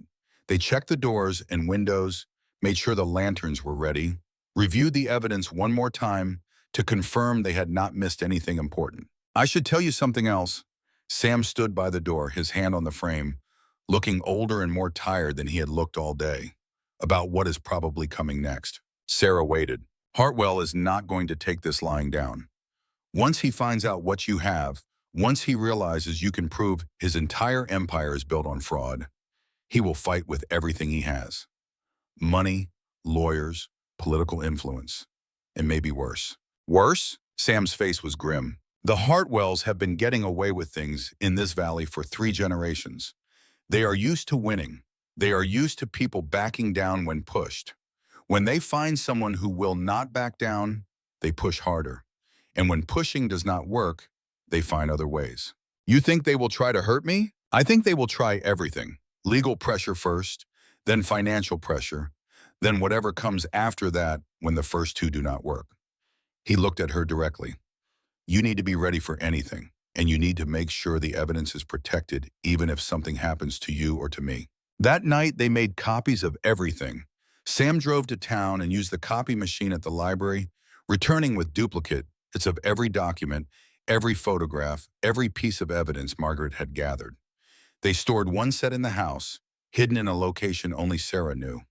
One set went in Sam's truck, locked in a metal box under the back seat, and one set went to a safety deposit box at a bank in the next county where Hartwell had no influence or friends. The original documents they moved to the barn. The house seemed too vulnerable, too easy to access, too obvious a target. The barn had a heavy door and a padlock and walls thick enough to resist casual entry. It seemed like a safer place to store 40 years of irreplaceable research. By the time Sam left, it was past midnight. Sera was exhausted but too wired to sleep. She sat in the war room surrounded by copies of her grandmother's life work and tried to imagine what the next days and weeks would bring. She must have dozed off at some point because she woke to the smell of smoke. For a moment, she thought she was dreaming. Smoke was just a smell, just something the brain invented while sleeping. But the smell did not fade when she opened her eyes. It grew stronger, thicker, more real with every breath she took. And through the window, she could see orange light flickering in the darkness outside. The barn was on fire. Sera ran outside in bare feet, her heart pounding so hard she could feel it in her throat and her temples and her chest. The old structure was fully engulfed, flames climbing 30 feet into the night sky, heat so intense she could feel it from 50 yards away, like standing too close to a furnace. The dry wood of the barn was burning like kindling, decades of accumulated dust and hay adding fuel to a fire that was already beyond any hope of control. She thought about the contaminated well and realized there was no water anyway. Even if she could pump clean water, even if she had a hose and a pump and all the equipment in the world, there was nowhere near enough to make a difference against a fire this size. Then she thought about the evidence. All of Margaret's original papers. All of the surveys and photographs and handwritten notes. All of the documents that could not be replaced because they were originals, signed and stamped and irreplaceable. All of it was inside that burning building because they had thought the barn would be safer than the house. Sera started running toward the barn without thinking. The heat hit her like a physical wall when she got within 20 feet, pushing her back, making her eyes water and her skin feel like it was tightening against her bones. She could see the flames through the gaps in the boards, could hear the structure groaning and cracking as the fire consumed its supports. There was nothing she could do. The fire was too far along, the heat too intense, the barn too committed to its own destruction. Then headlights appeared on the road. Sam's truck came over the rise going faster than she had ever seen it move, dust billowing behind in the reflected firelight. He must have seen the glow from miles away and known immediately what it meant. The truck skidded to a stop and he was out of the vehicle before the engine died, running toward the barn with something clutched in his arms. A wet blanket. He must have stopped at the creek on his way. Sam, she screamed his name, but he did not stop, did not slow, did not hesitate. He wrapped the blanket around himself and ran straight into the burning barn. The world stopped. Sera stood frozen, watching flames curl around the doorway where Sam had disappeared, listening to the crack and groan of burning wood, waiting for something she could not name and could not bear to imagine. 5 seconds that lasted 5 years. 10 seconds that lasted 10 lifetimes. The roof of the barn began to sag, structural beams giving way under the assault of fire that had been eating them from the inside. 15 seconds. Sam burst out of the doorway with a metal box clutched against his chest. His blanket was on fire. His eyebrows were gone. His face was red and blistered and twisted with pain. But he was moving, running, putting distance between himself and the structure that was seconds away from complete collapse. He made it 20 feet before the barn came down. The sound was like the end of the world. Wood and metal and stone all giving way at once, crashing inward with a roar that echoed off the mesas and seemed to shake the ground beneath their feet. A column of sparks shot up into the night sky, 1,000 orange stars that rose and faded and were gone. Sam collapsed on the grass, still clutching the metal box. The blanket was smoldering and Sera ripped it away from him, using her bare hands to beat out the flames that were trying to catch on his clothes. His breathing was ragged and painful, each inhale a struggle.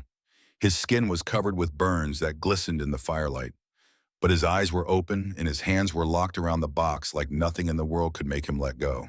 "What were you thinking?" Her voice was somewhere between a scream and a sob. Sam coughed and forced words out through a throat that sounded scorched. "The marker, the coordinates, the copies we made, the photographs of everything. It is all in this box. Could not let them burn it all." He pushed the metal box toward her. It was hot to the touch, the metal warm from proximity to the fire, but the contents inside were protected. She opened it and saw the brass survey marker they had dug up that afternoon, along with photographs and USB drives and the backup copies of everything they had documented. Not everything was lost. The original documents were gone forever, the paper evidence that Margaret had spent 40 years gathering. But the core proof remained, the marker that could be authenticated, the GPS coordinates that could be verified, the testimony Sam was prepared to give. In the distance, sirens began to wail. Someone had seen the fire and called it in. The volunteer fire department from town, probably 20 minutes away on these roads, but coming as fast as they could. Sera helped Sam move farther from the burning ruins. She found water bottles in his truck and made him drink even though swallowing clearly hurt. She checked his burns as best she could in the firelight, seeing blisters and redness, but nothing that looked immediately life-threatening. "Who did this?" She already knew the answer, but she needed to hear him say it. Sam's voice was a rasp. "Thornton. Had to be. Same pattern as the well. Night attack when no one is watching. Enough destruction to send a message and eliminate evidence at the same time." The fire trucks arrived 40 minutes later. By then, the barn was nothing but embers and ash, a rectangular footprint of destruction that would take years to fully clear. The firefighters did what they could to prevent the fire from spreading, hosing down hot spots and creating fire breaks around the house. A man from the fire department took Sam away to have his burns treated. He did not want to go, kept insisting he was fine, but his voice was getting weaker and his face was getting grayer, and eventually he let them load him into the back of a truck for the drive to the clinic in town. The sheriff arrived as the sun was coming up. Deputy Cole walked the scene with a notebook, taking photographs and asking questions and making all the official sounds of investigation. When he finished, his conclusion was the same as everyone already knew. Arson, accelerant was used. Gasoline probably, you can smell it even now. Someone soaked the walls and lit it up. "Do you have any evidence pointing to who did it?" Sera thought about Betty's security camera at the feed store. "Maybe." The deputy wrote something in his notebook and drove away without promising anything. Sera sat on the porch and watched smoke rise from the ruins of the barn. This was war now. Real war. Heartland had moved beyond legal pressure and financial intimidation. He was willing to destroy property. He was willing to risk lives. He was willing to do whatever it took to protect the fraud his family had built their fortune on. 40 years of evidence, gone in one night. But not all of it. She opened the metal box and looked at what Sam had risked his life to save. The brass marker from 1920. The photographs documenting its location. The USB drives with copies of everything that mattered. Her phone rang. David Keller. I heard about the fire. Are you all right? I am fine. Sam got burned, but he will recover. The barn is gone. Most of the original documents are gone. But we still have what matters. Then we still have a case. I am filing for an expedited hearing today. Given the arson, given the clear pattern of intimidation, I think I can convince a judge to move quickly. 3 weeks? Maybe less. He paused. Betty called me this morning. Her security camera at the feed store faces the road. It runs all night. She pulled the footage from last night and found something interesting. What? A truck matching the description of Jake Thornton's vehicle passing the feed store at 2:17 in the morning, heading toward your property. The angle is not good enough for a license plate, but the make and model are a match. And there is something else. Sera waited. Betty has a fax machine at the store, old one, shared line with the phone. Thornton apparently used it by mistake a few weeks ago, sent something to the wrong number. Betty kept the printout because it seemed odd. It is an email from Victor Hartwell to Thornton dated 2 days before the fire. What does it say? Clean up the evidence in the barn. Whatever it takes. Make it look accidental. Sera closed her eyes. Whatever it takes. Make it look accidental. That was why Sam had nearly died. That was why 40 years of her grandmother's work had gone up in flames. Because Victor Hartwell had decided that cleaning up evidence was worth whatever it took. Get everything to the sheriff. Get it to the state police, too. And get us into that courtroom as fast as possible. She hung up and looked at the smoking ruins. The war had escalated, but she was still standing. And she was ready to fight. The 3 weeks before the trial passed in a blur of preparation and vigilance and the slow accumulation of strength. Sam came home from the clinic on the 3rd day after the fire. His arms wrapped in bandages and his face still showing the marks of burns that would take months to fully heal. He moved more slowly than before, wincing when he forgot and used his hands without thinking. But his eyes were clear and his voice was steady and his determination had not wavered. I have waited 70 years to tell the truth.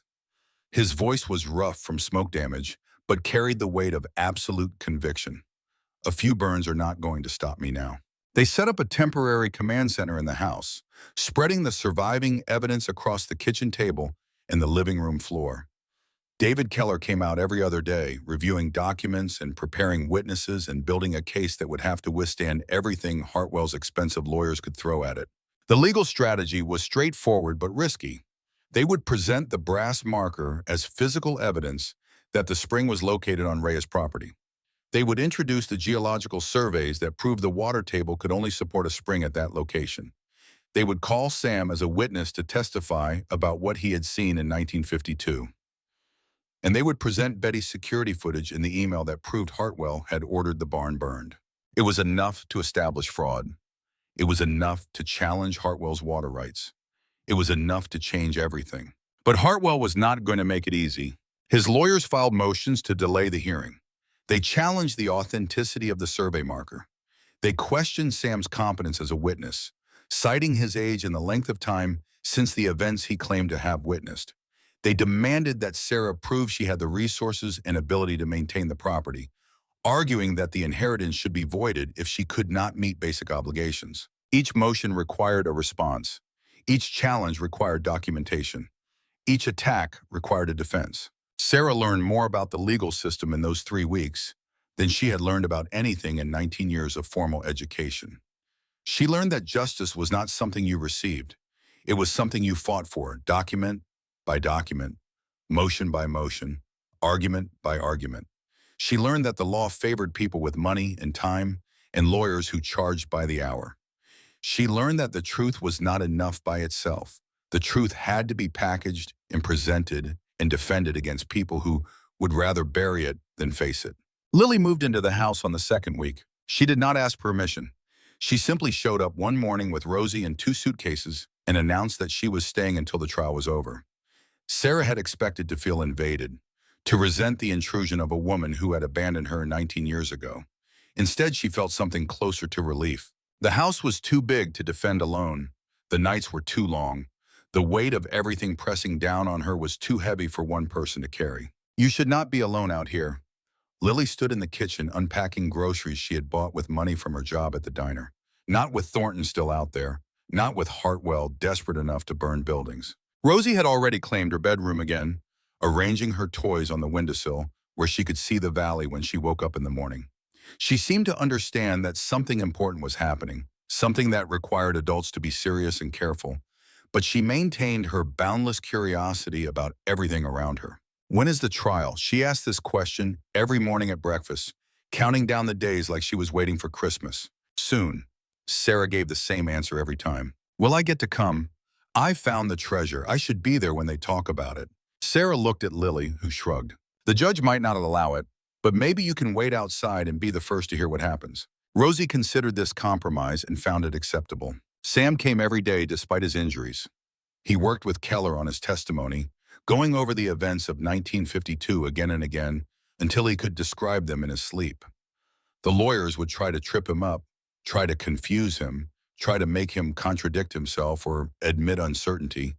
He had to be ready for all of it. Tell me again what you saw. Keller sat across from Sam at the kitchen table, playing the role of hostile attorney, firing questions designed to shake confidence and create doubt. I was 15 years old working for the county survey team.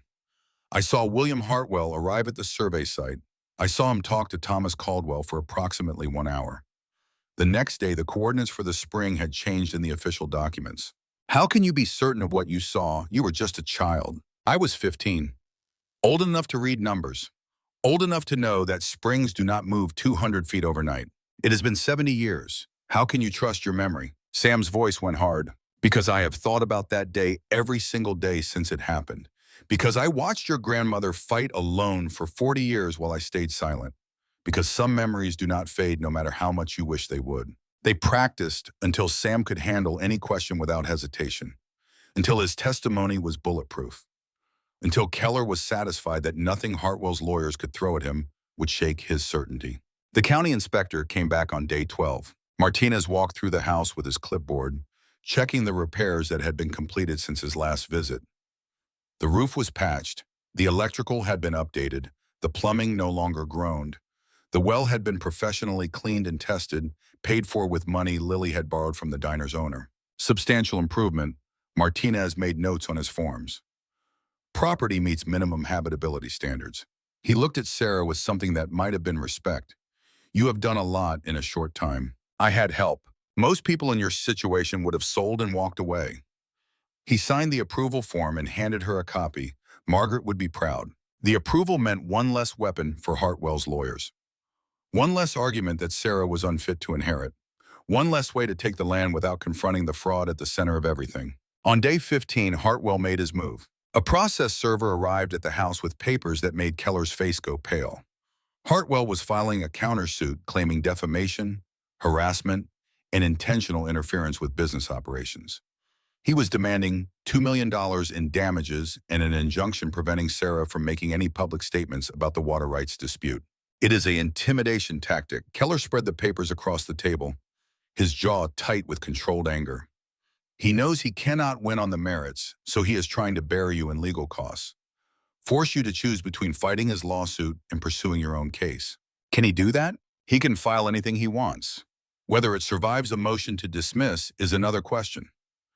But it means more paperwork, more time, more resources you do not have. Sera looked at the lawsuit. $2 million.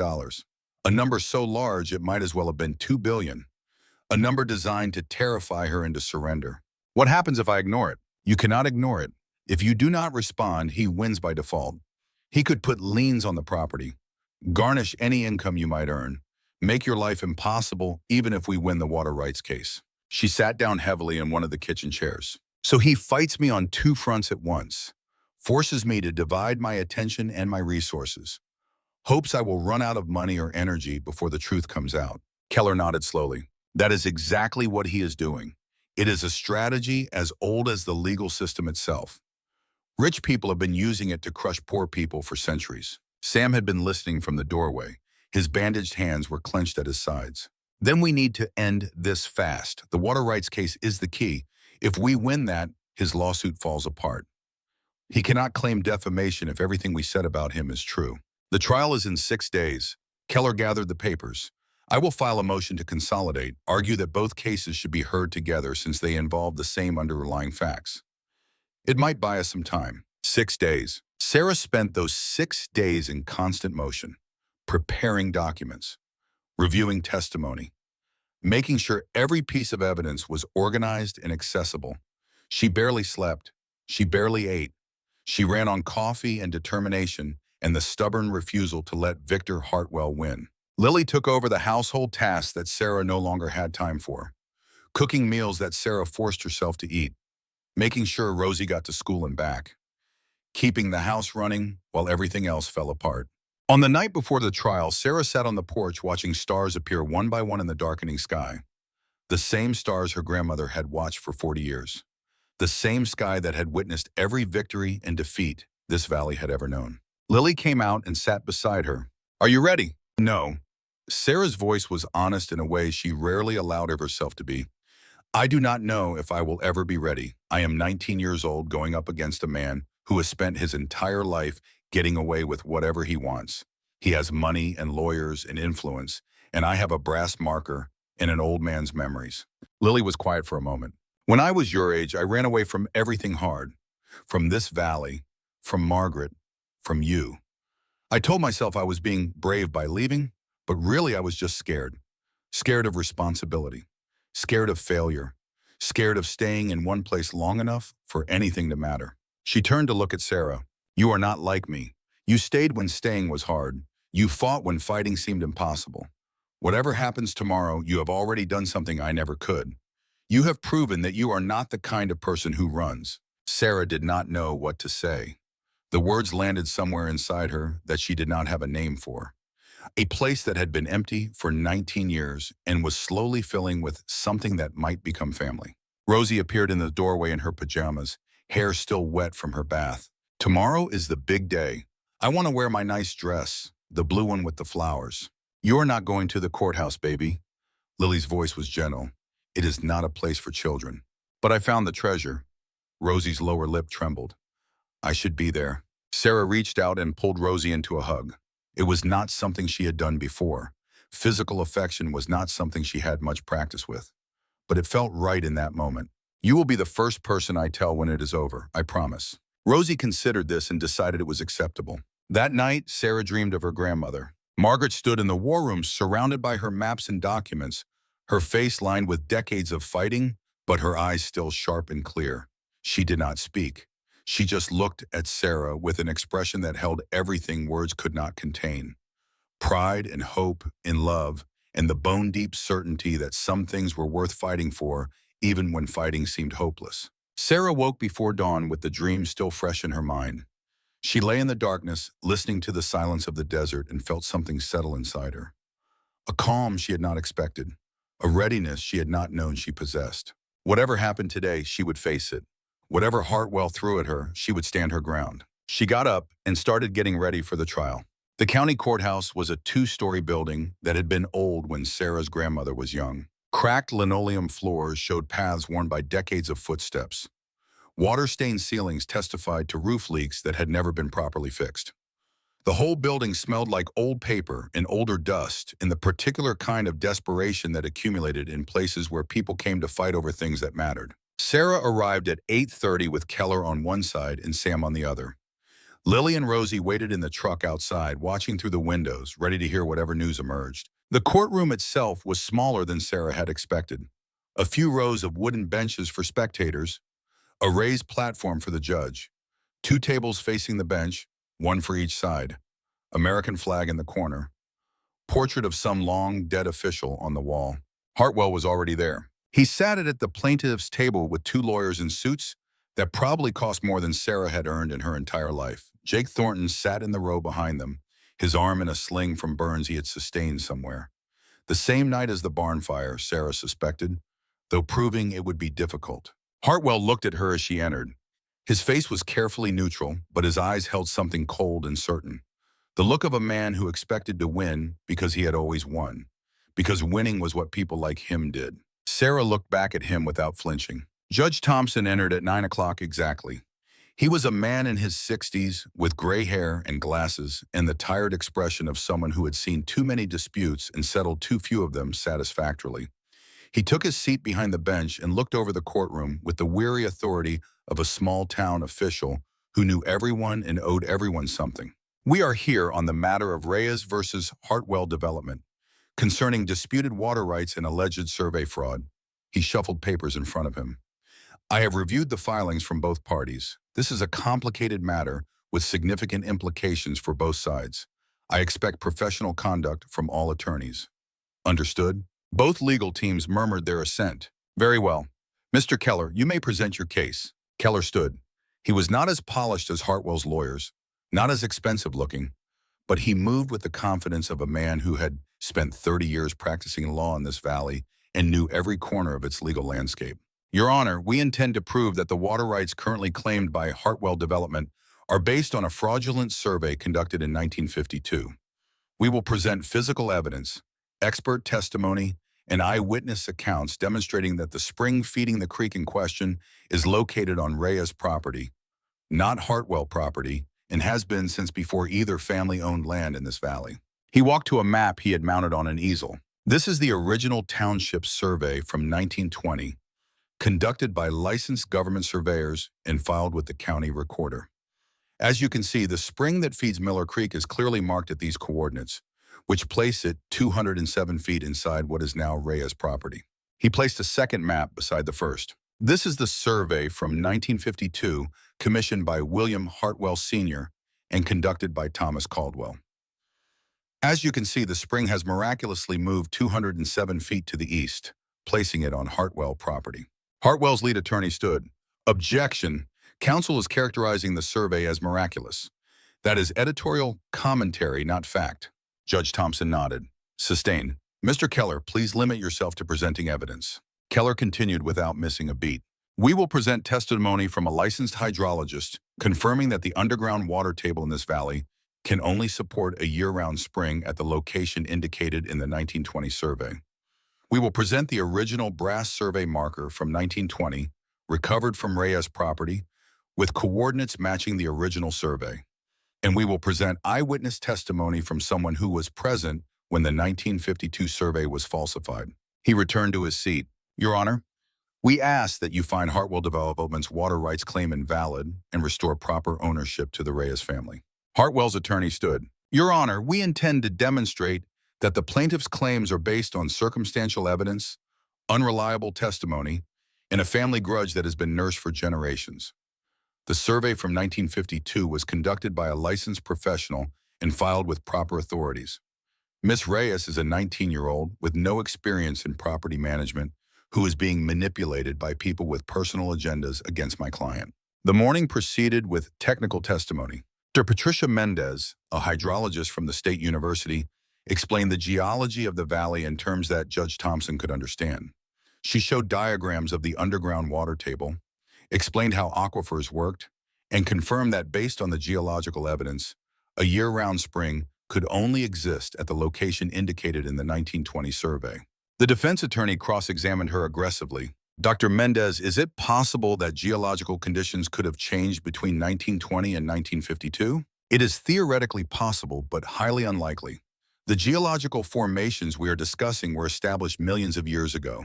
They do not change significantly over 32 years. But you cannot say with absolute certainty that the spring did not move. I can say with professional certainty, based on decades of geological research, that the spring did not move. Water emerges where geology allows it to emerge, not where surveyors draw lines on maps. The brass marker was presented next. Keller showed photographs of its recovery, GPS coordinates confirming its location, soil analysis proving it had been undisturbed for approximately a century. The marker was authenticated by a representative from the state surveyor's office who confirmed its style, and stamps were consistent with markers used in 1920. Again, the defense attacked. How do we know this marker was not placed recently? How do we know it was not manufactured to support a fraudulent claim? Keller produced the soil analysis.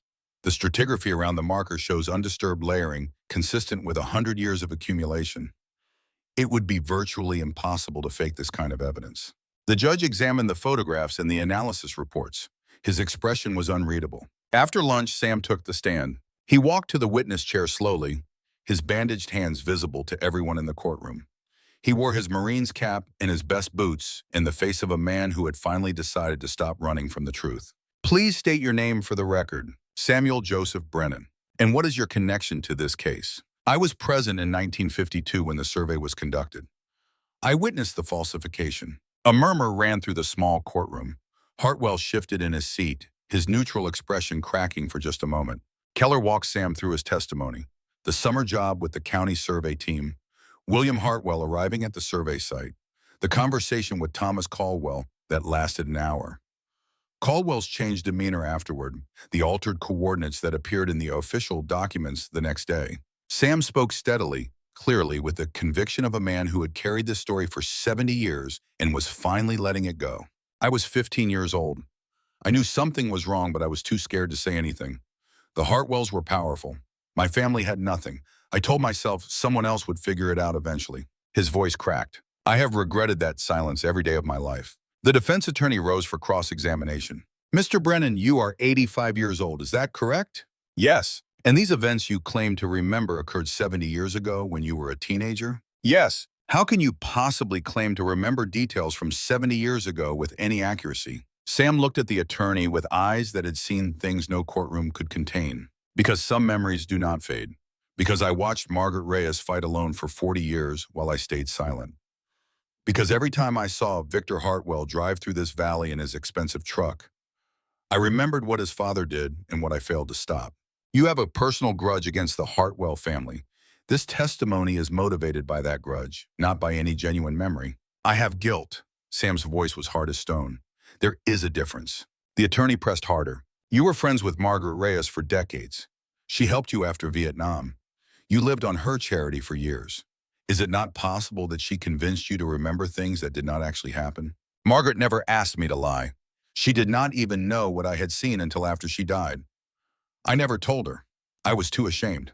So you expect us to believe that you kept this secret for 70 years and only now decided to reveal it? I expect you to believe that people sometimes take a lifetime to find the courage to tell the truth. I expect you to believe that some wrongs are too big to stay buried forever.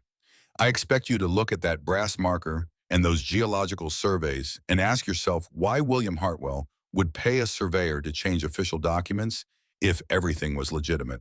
The courtroom was silent. Sam stepped down from the witness stand and returned to his seat beside Sera. His hands were shaking, but his eyes were clear. Hartwell's attorneys began their defense. They called a retired surveyor who testified that the 1952 survey appeared legitimate and followed standard practices of the time. They called a character witness who claimed Margaret Reyes had been mentally unstable in her later years, obsessed with conspiracy theories about the Hartwell family. They produced documents showing that Sera had no experience managing property and no resources to maintain the ranch. Your Honor, this case is not about water rights. It is about a young woman being manipulated by people who have nursed a generations-old grudge against a family that has contributed enormously to this valley. Mr. Brennan's testimony is the unreliable memory of an elderly man. Dr. Mendez's analysis is theoretical, not definitive. The brass marker could have been placed at any time by anyone. The attorney's voice dripped with practiced sincerity. Victor Hartwell has created jobs and opportunity in this valley for decades. His development projects have brought prosperity to a region that was dying, and now he faces accusations based on the word of an 85-year-old man and a brass marker that conveniently appeared just in time to support a lawsuit. Judge Thompson listened without expression. The afternoon wore on. Arguments were made and countered. Evidence was presented and challenged. By 4 o'clock, Sera could feel the momentum shifting. Hartwell's lawyers were experienced. They knew how to create doubt.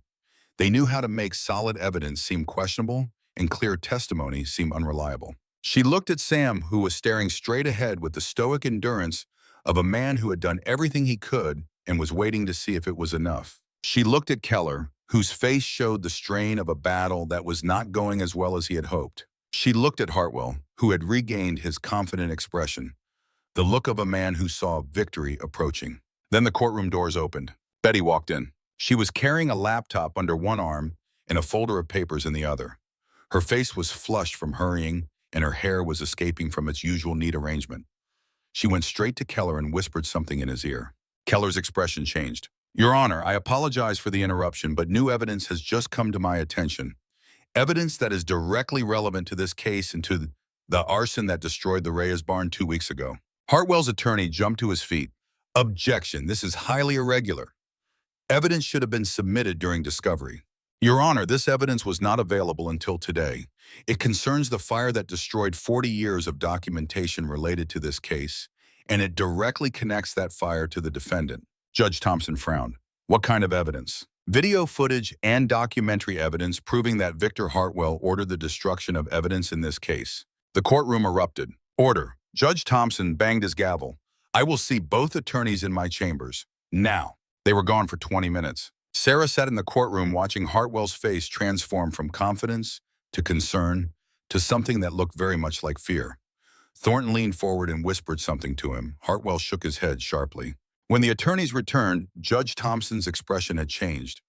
The weariness was gone, replaced by something harder and more focused. "I am allowing the new evidence. Mr. Keller, you may proceed." Betty took the stand. She explained that her feed store had a security camera that recorded the road outside.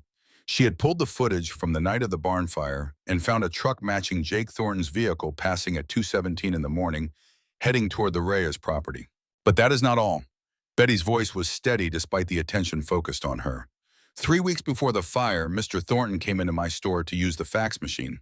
He entered the wrong number, and the document he was trying to send came through my machine instead." She held up a piece of paper. "It is an email from Victor Hartwell to Jake Thornton. It says, and I quote, 'Clean up the evidence in the barn, whatever it takes. Make it look accidental.'" The courtroom went completely silent. Hartwell rose to his feet. "That is a fabrication. I never sent that email. She is lying." "Sit down, Mr. Hartwell." Judge Thompson's voice cracked like a whip. "You are not on the witness stand." Keller approached Betty. "Can you authenticate this document?" Betty produced the original fax transmission report showing the date, time, and originating number. "The number matches the main line at Hartwell Development offices. I confirmed it this morning." Keller turned to the judge. "Your Honor, this document proves that Victor Hartwell ordered the destruction of evidence in an ongoing legal dispute. Combined with the video footage placing Jake Thornton near the Reyes property on the night of the fire, and Mr. Thornton's injuries consistent with someone who was present at a fire, we have clear evidence of arson, obstruction of justice, and conspiracy." Judge Thompson looked at Hartwell for a long moment. "Mr. Hartwell, I am going to give you one opportunity to respond to this evidence before I make my ruling." Hartwell stood. His composure was gone now, replaced by the desperate anger of a man watching his empire crumble. "This is a setup. That woman has always hated my family. She would say anything to bring us down. The survey from 1952 is legitimate. My father was a respected businessman. These accusations are lies built on lies. Your father paid a surveyor to falsify official documents." Sam's voice cut across the courtroom. "I watched him do it, and you have spent your entire life profiting from that fraud while threatening anyone who tried to expose it." Hartwell turned on him with fury in his eyes. "You are a broken old man who cannot tell the difference between memory and fantasy. You came back from Vietnam with your mind scrambled and never put it back together. Why should anyone believe anything you say?" Sam stood slowly, facing Hartwell across the courtroom. "I came back from Vietnam knowing exactly what evil looks like. I have been watching you your whole life. I know what you are." Judge Thompson banged his gavel again. "That is enough. Both of you sit down." The courtroom fell silent. The judge shuffled his papers, reviewed his notes, and looked at the evidence spread before him. When he spoke, his voice carried the weight of a man making a decision that would echo through the valley for generations. Based on the evidence presented, including the original survey marker, the geological analysis, the eyewitness testimony, in the documentary evidence of obstruction, I find the following. He paused. The survey conducted in 1952 contains material discrepancies that cannot be explained by legitimate surveying practices. The weight of evidence supports the conclusion that the original spring location was falsified to benefit the Hartwell family. Sera felt her heart stop. Therefore, I am ruling that all water rights claims based on the 1952 survey are suspended, pending a full investigation by state authorities. The property belonging to Sera Reyes is confirmed as including the original spring site as documented in the 1920 survey. He turned to look at Hartwell directly. Furthermore, based on the evidence of the email and security footage, I am referring the matter of the barn fire to the State Attorney General's office for investigation of arson, obstruction of justice, and conspiracy charges. Jake Thornton is to be taken into custody immediately, and I am issuing a restraining order requiring Victor Hartwell and all employees of Hartwell Development to remain at least 500 feet from Sera Reyes and her property. He banged his gavel one final time. This court is adjourned. The next few hours were chaos. Deputies took Thornton into custody while he protested his innocence. Hartwell's lawyers huddled with their client, talking in urgent whispers. Reporters who had heard about the trial crowded the courthouse steps, shouting questions. Sera stood in the middle of it all, feeling like she was watching everything from a great distance. Sam appeared beside her. "You did it!" His voice was rough with emotion. Margaret would be proud. "We did it," she corrected him. "I could not have done any of this alone." Keller shook her hand with the satisfied expression of a lawyer who had just won the most important case of his career. The state investigation will take months, but Hartwell's water rights are effectively frozen. His development is dead. His reputation is destroyed. And once the arson charges stick, he is looking at serious prison time. Outside the courthouse, Lily was waiting with Rosie. The little girl broke free and ran towards Sera with her arms outstretched. "Did we win? Did the treasure work? Did you tell them I found it?" Sera caught her in a hug that lifted her off the ground. "We won. And yes, I told them you found it." Rosie beamed with the pure joy of a child who did not fully understand what had happened, but knew it was good. Lily stood back, watching, her eyes wet with tears she was not trying to hide. "I am proud of you." Her voice was barely a whisper. "I know I do not have the right to say that, but I am." Sera looked at her mother, at this woman who had abandoned her 19 years ago and was still learning how to stay. At this complicated, broken, trying person who was finally attempting to be present. "Thank you for being here." It was not forgiveness, not yet, but it was a beginning. They drove back to the ranch as the sun was setting, painting the mesas in shades of gold and red that made the whole world look like it was celebrating. Sera sat in the back of Sam's truck watching the valley scroll past, feeling the weight of victory settle into her bones. She had done it. She had finished what her grandmother started. She had proven the fraud that had stolen from her family for 70 years. She had beaten Victor Hartwell. But as they pulled up to the house, she saw another vehicle waiting in the driveway. A sedan with state plates, a man in a suit standing beside it, holding a briefcase. David Keller had followed them home. He got out of his car and walked over, his expression cautious. "That is Hartwell's personal attorney, the one who handles his private affairs, not his corporate matters. He asked to speak with you." "Why?" "I do not know, but he said it was urgent and that it might be in your interest to hear him out." Sera looked at the man waiting beside the sedan. He was older, distinguished, with the careful posture of someone who had delivered uncomfortable news many times before. She walked over to him. "Miss Reyes," his voice was professionally neutral, "my client has authorized me to make you an offer. I am not selling. Please hear me out." The attorney opened his briefcase and removed a document. "Mr. Hartwell is facing significant legal difficulties. He needs to liquidate assets quickly. He is prepared to offer you $425,000 for your property. Cash. Immediate transfer." Sera stared at him. $425,000. 17 times the original offer. More money than she could imagine. More money than she would earn in a decade of ranch work. Enough to pay off the taxes and the debts and start over anywhere in the world. Enough to walk away from everything and never look back. The attorney continued, "This is a generous offer, Miss Reyes, more than fair market value for the property. You could go to college, travel, build any life you want. You are 19 years old. Do you really want to spend the rest of your life working a ranch in the middle of nowhere?" Sera looked at the land around her, at the mesas turning purple in the evening light, at the creek that sparkled with stolen water that was finally hers, at the house where her grandmother had lived and fought and died, believing that someday her granddaughter would come home. She thought about the cardboard box with 8 pounds of belongings, about 19 years of temporary beds and temporary families and the constant grinding loneliness of being unwanted, about what it felt like to finally have something that was hers, something worth fighting for, something worth keeping. She looked back at the attorney. "Tell Mr. Hartwell that the land is not for sale, not now, not ever." The attorney's expression did not change. "You have 48 hours to reconsider."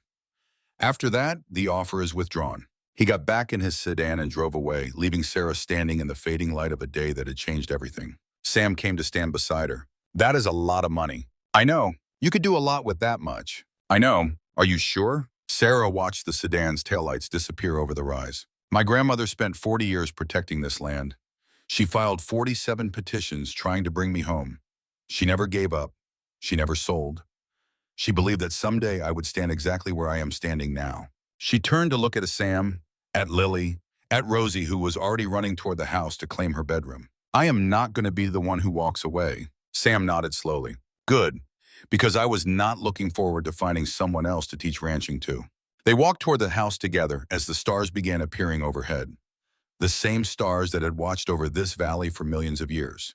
The same stars that would watch over it for millions more. Tomorrow, there would be more battles to fight. State investigations, legal proceedings, the slow work of rebuilding a ranch that had been neglected for years. But tonight, for the first time since she had arrived in this valley, Sera felt like she was exactly where she belonged. And that was worth more than any amount of money. The 48 hours passed like a held breath. Sera spent the first day walking the property, touching fence posts and standing beside the creek and sitting on the porch where her grandmother had sat for 40 years. She was trying to understand what it would mean to stay, what it would mean to leave, what it would mean to trade everything Margaret had fought for against everything $425,000 could buy. The money was real. The possibilities were real. College anywhere in the country, travel to places she had only seen in photographs, a life without calluses and early mornings, and the constant uncertainty of whether the weather would cooperate, or the equipment would break, or the market prices would hold. She could walk away from all of it, take the money and disappear into a future that did not require her to be here, in this valley, fighting battles that should have been won generations ago. $425,000, enough to buy an apartment in a city somewhere, enough to invest and live off the interest, enough to never worry about where the next meal was coming from or whether the roof would hold through another winter, enough to start completely over with no ties to this land or this history or this fight that had consumed her grandmother's entire life. But the land was real too. The creek sparkled in the morning light, water that had been flowing through this valley since before anyone drew property lines on maps. The mesas turned gold and red as the sun climbed higher, the same colors they had shown her grandmother every morning for 4 decades. The grass bent in the wind, thick and green where the water reached, testament to soil that could grow things if someone was willing to do the work. And the house was real, the stone fireplace where Margaret had kept warm through 50 winters. The bedroom where Grace had slept as a child before running away to become someone else.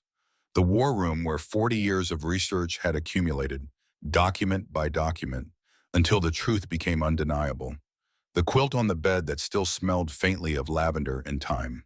All of it real, all of it hers, all of it waiting to see what she would choose. Rosie found her sitting by the creek that afternoon. The little girl had appointed herself guardian of the property, walking its boundaries every day to make sure everything was still there, still intact, still theirs. She moved through the landscape with the confidence of someone who had decided this was home and would not be persuaded otherwise. She sat down beside Sera without asking permission, the way children do when they have decided you belong to them. Mama says someone wants to buy our house. Sera did not answer it immediately. She watched the water move over rocks, catching light and releasing it.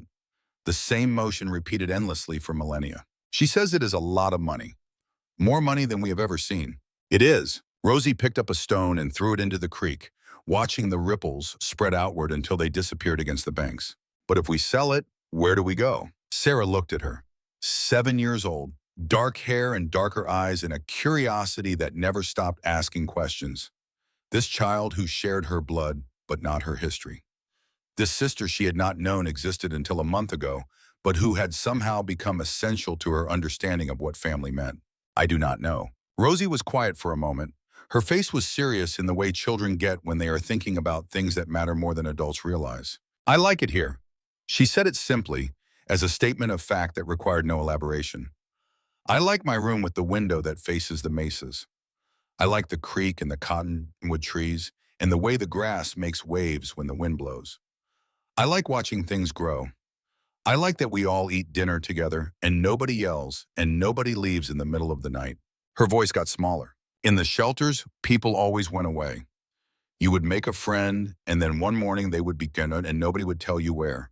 You would have a favorite counselor, and then they would quit, and someone new would come who did not know your name.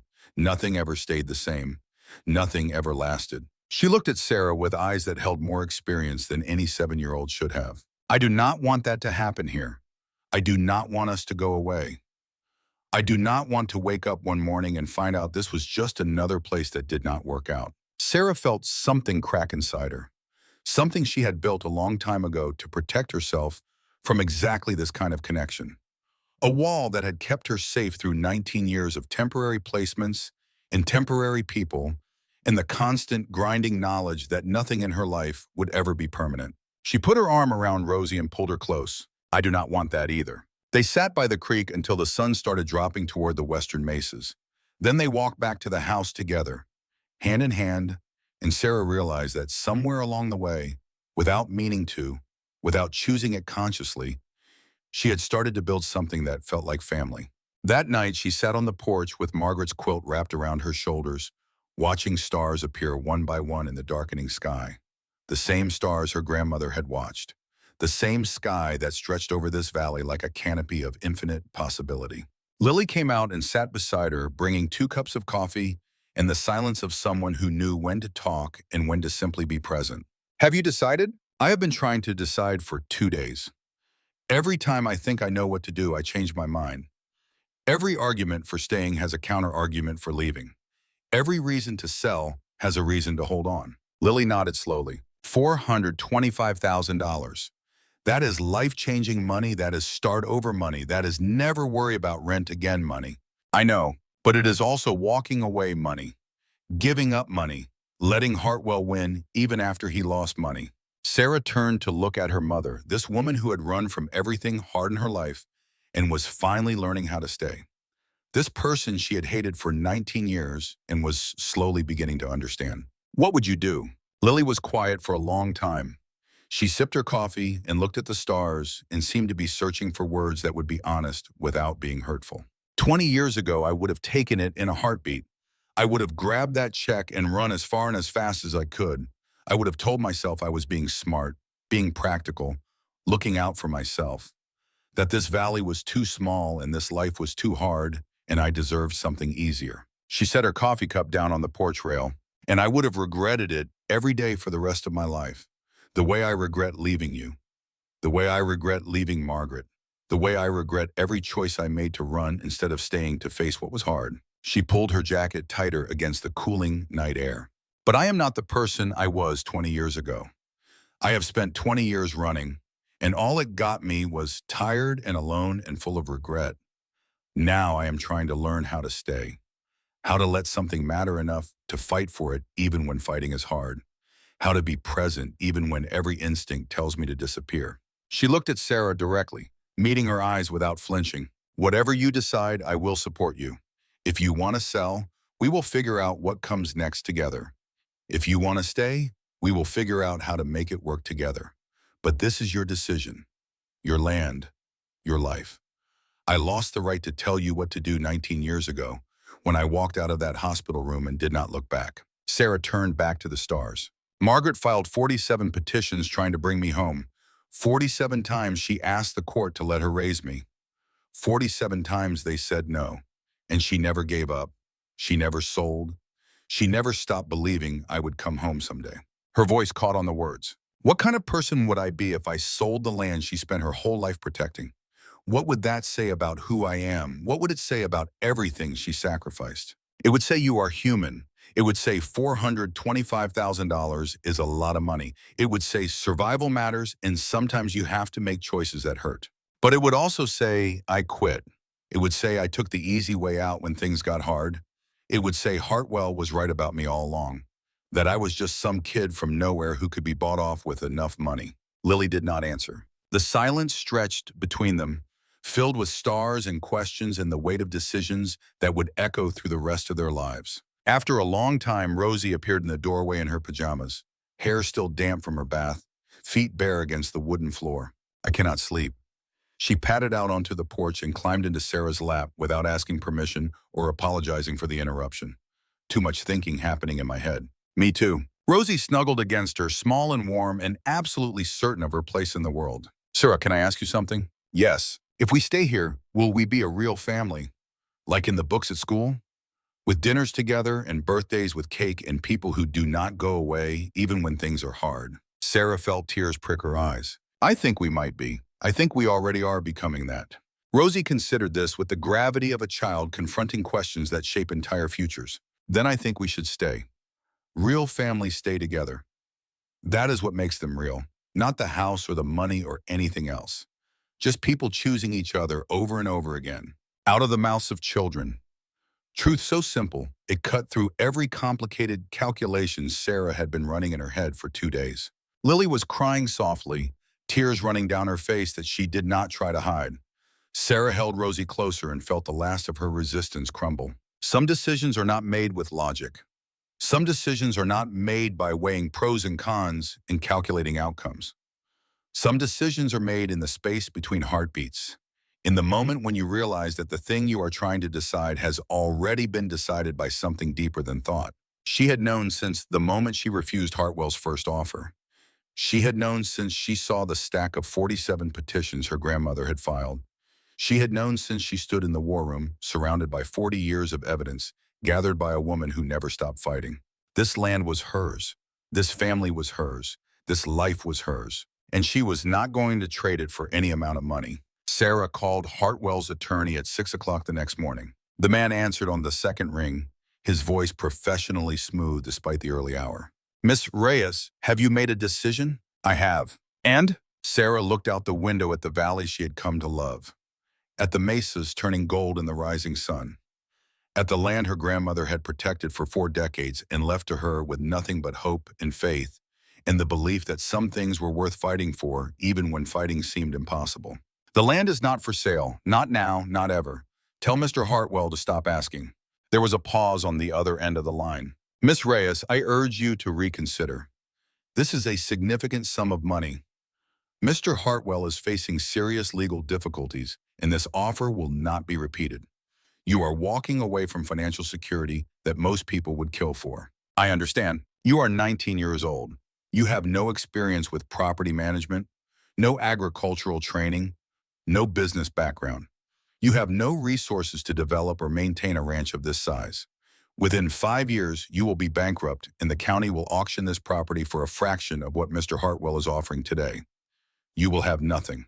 Maybe, but it will be my bankruptcy, my failure, my choice, mine. She hung up before he could respond. The settlement money came through 3 weeks later. $150,000 paid by Hartwell's insurance company for the barn fire plus a settlement to avoid additional civil liability.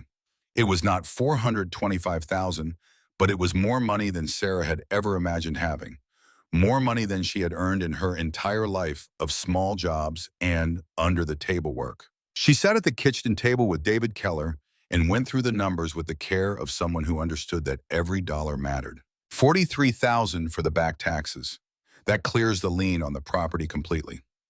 Another $12,000 for the well repairs and testing. $8,000 for completing the roof work. $3,000 for electrical upgrades to meet code. $2,000 for plumbing repairs. $15,000 set aside for operating expenses and emergencies. Keller made notes on his legal pad. That leaves you with $67,000. It is not a fortune, but it is a foundation, enough to start building something real. Sera looked at the check in her hands. The most money she had ever touched. The beginning of a future she had not dared to imagine when she was standing in the rain outside the group home, holding a cardboard box. She deposited it the next day at a bank in the next county, far from Hartwell's influence and connections. She wrote the check to the county tax assessor herself, watching as the clerk stamped it, paid in full, and handed her a receipt that said she owned this land free and clear. $43,000, 4 months and 2 weeks before the deadline would have expired. Her grandmother would have cut it closer. The work began immediately. Sam arrived every morning at dawn despite his burns still healing, bringing coffee and plans and the accumulated knowledge of 50 years working this valley. He taught Sera how to read the land the way he read it, how to see the health of soil and the color of grass and the way it responded to wind. how to judge moisture levels by the way dust kicked up behind a truck, how to predict weather by watching how animals behaved and which direction the clouds moved, and the particular smell that came before rain.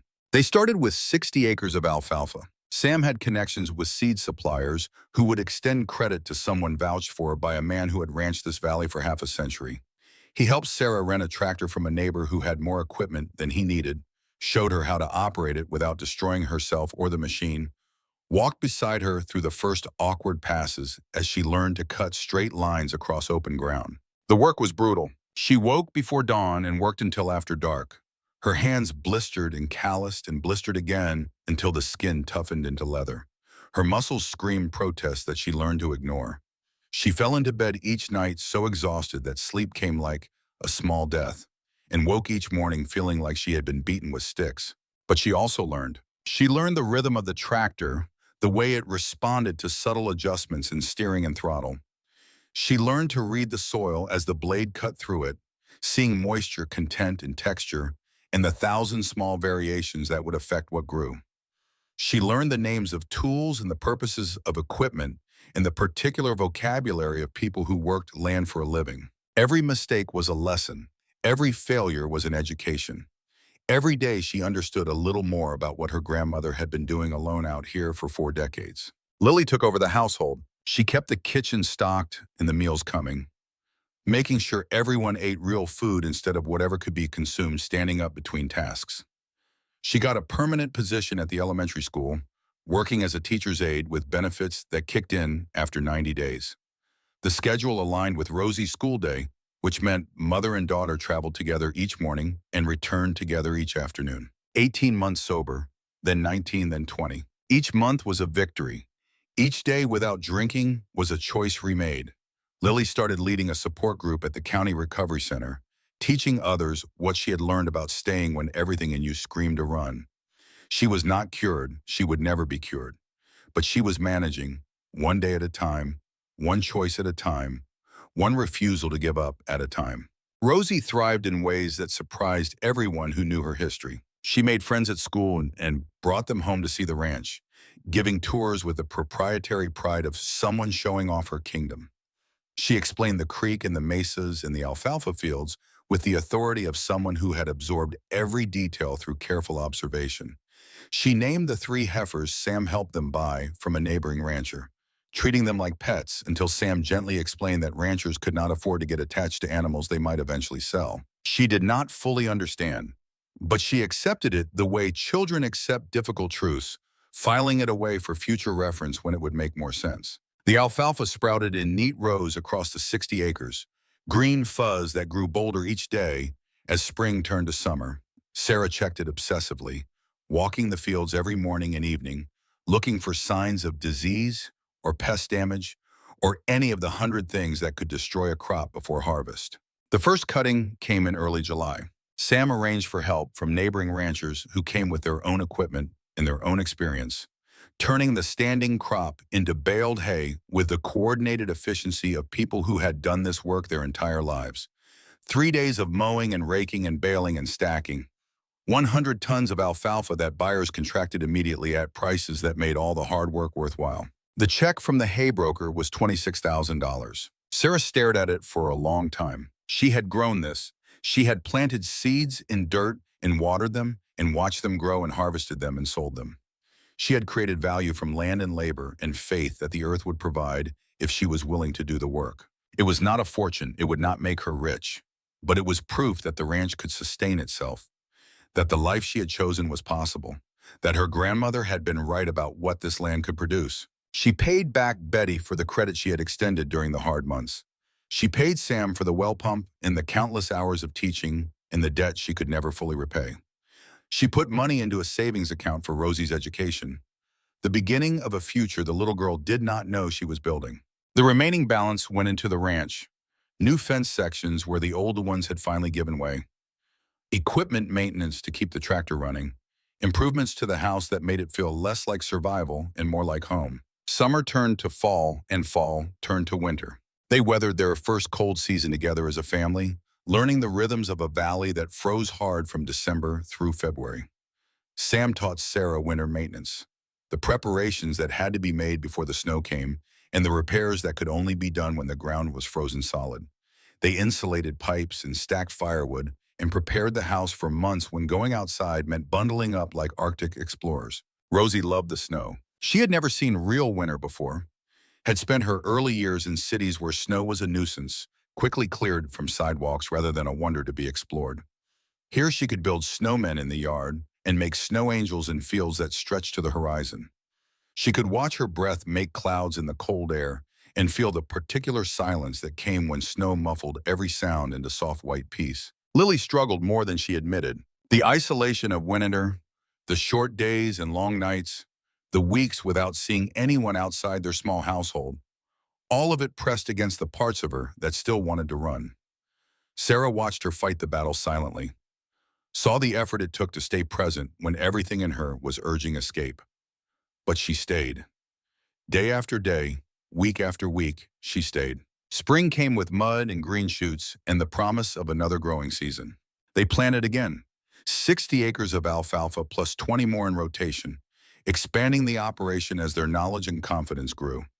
Sam pronounced Sera ready to handle most tasks without supervision, though he still showed up most mornings to drink coffee and share whatever wisdom occurred to him.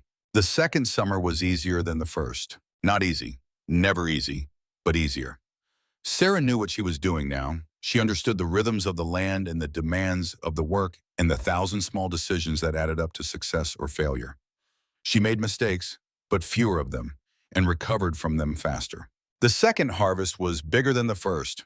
Better prices, more profit. The ranch was not just surviving anymore, it was growing. On a morning in late September, 1 year after she had first arrived in the valley, Sera woke before dawn and walked to the creek. The water ran cold and clear, the same water that had been flowing through this valley since before her grandmother was born.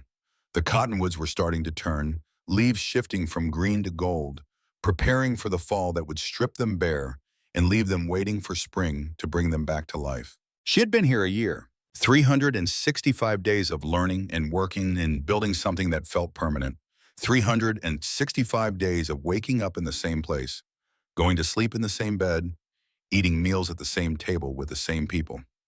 365 days of belonging somewhere. It was the longest she had stayed anywhere in her entire life. The memorial ceremony happened on the first anniversary of Sera's arrival. They gathered at the spring site, near the spot where Rosie had found the brass marker that changed everything. Sam had arranged for a stone to be carved with names and dates, a permanent marker that would stand long after all of them were gone. Margaret Reyes, 1934 to 2023. She protected this land and waited for her granddaughter. She never gave up. David Keller was there, and Betty from the feed store, and a dozen neighbors who had watched from a distance as a 19-year-old girl took on the most powerful family in the valley and won. The county sheriff came, and the fire chief, and people Sera barely knew, but who wanted to be present for this moment of closure and celebration. Sam stood before the stone for a long time without speaking. His burns had healed, but left scars that would mark him for whatever years remained.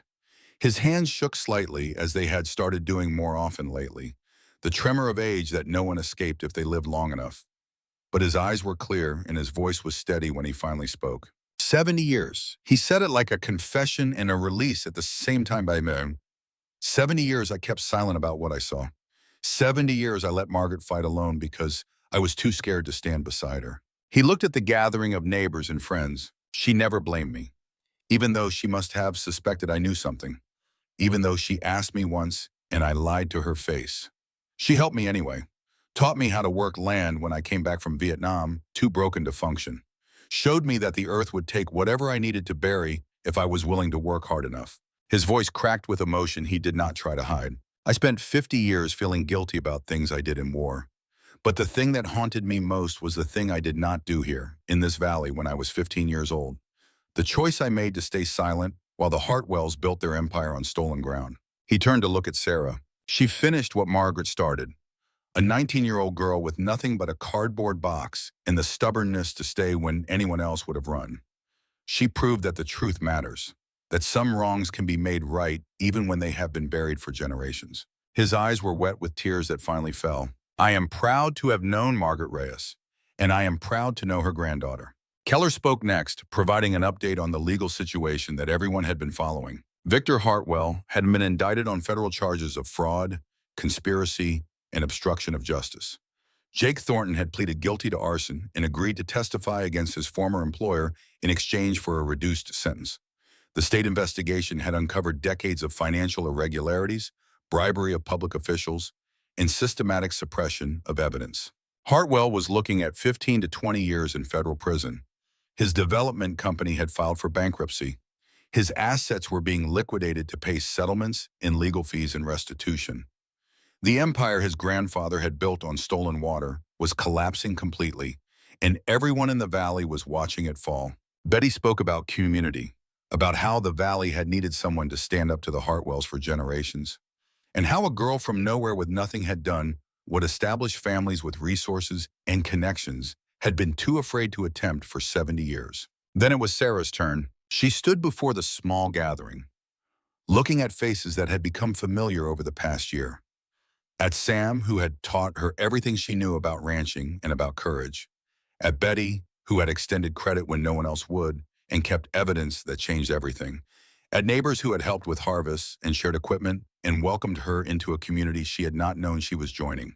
At Lily, standing with Rosie in her arms, both of them watching with expressions that held something Sera had never seen directed at her before. Pride, love, hope. 1 year ago, I arrived in this valley with a cardboard box that weighed 8 pounds.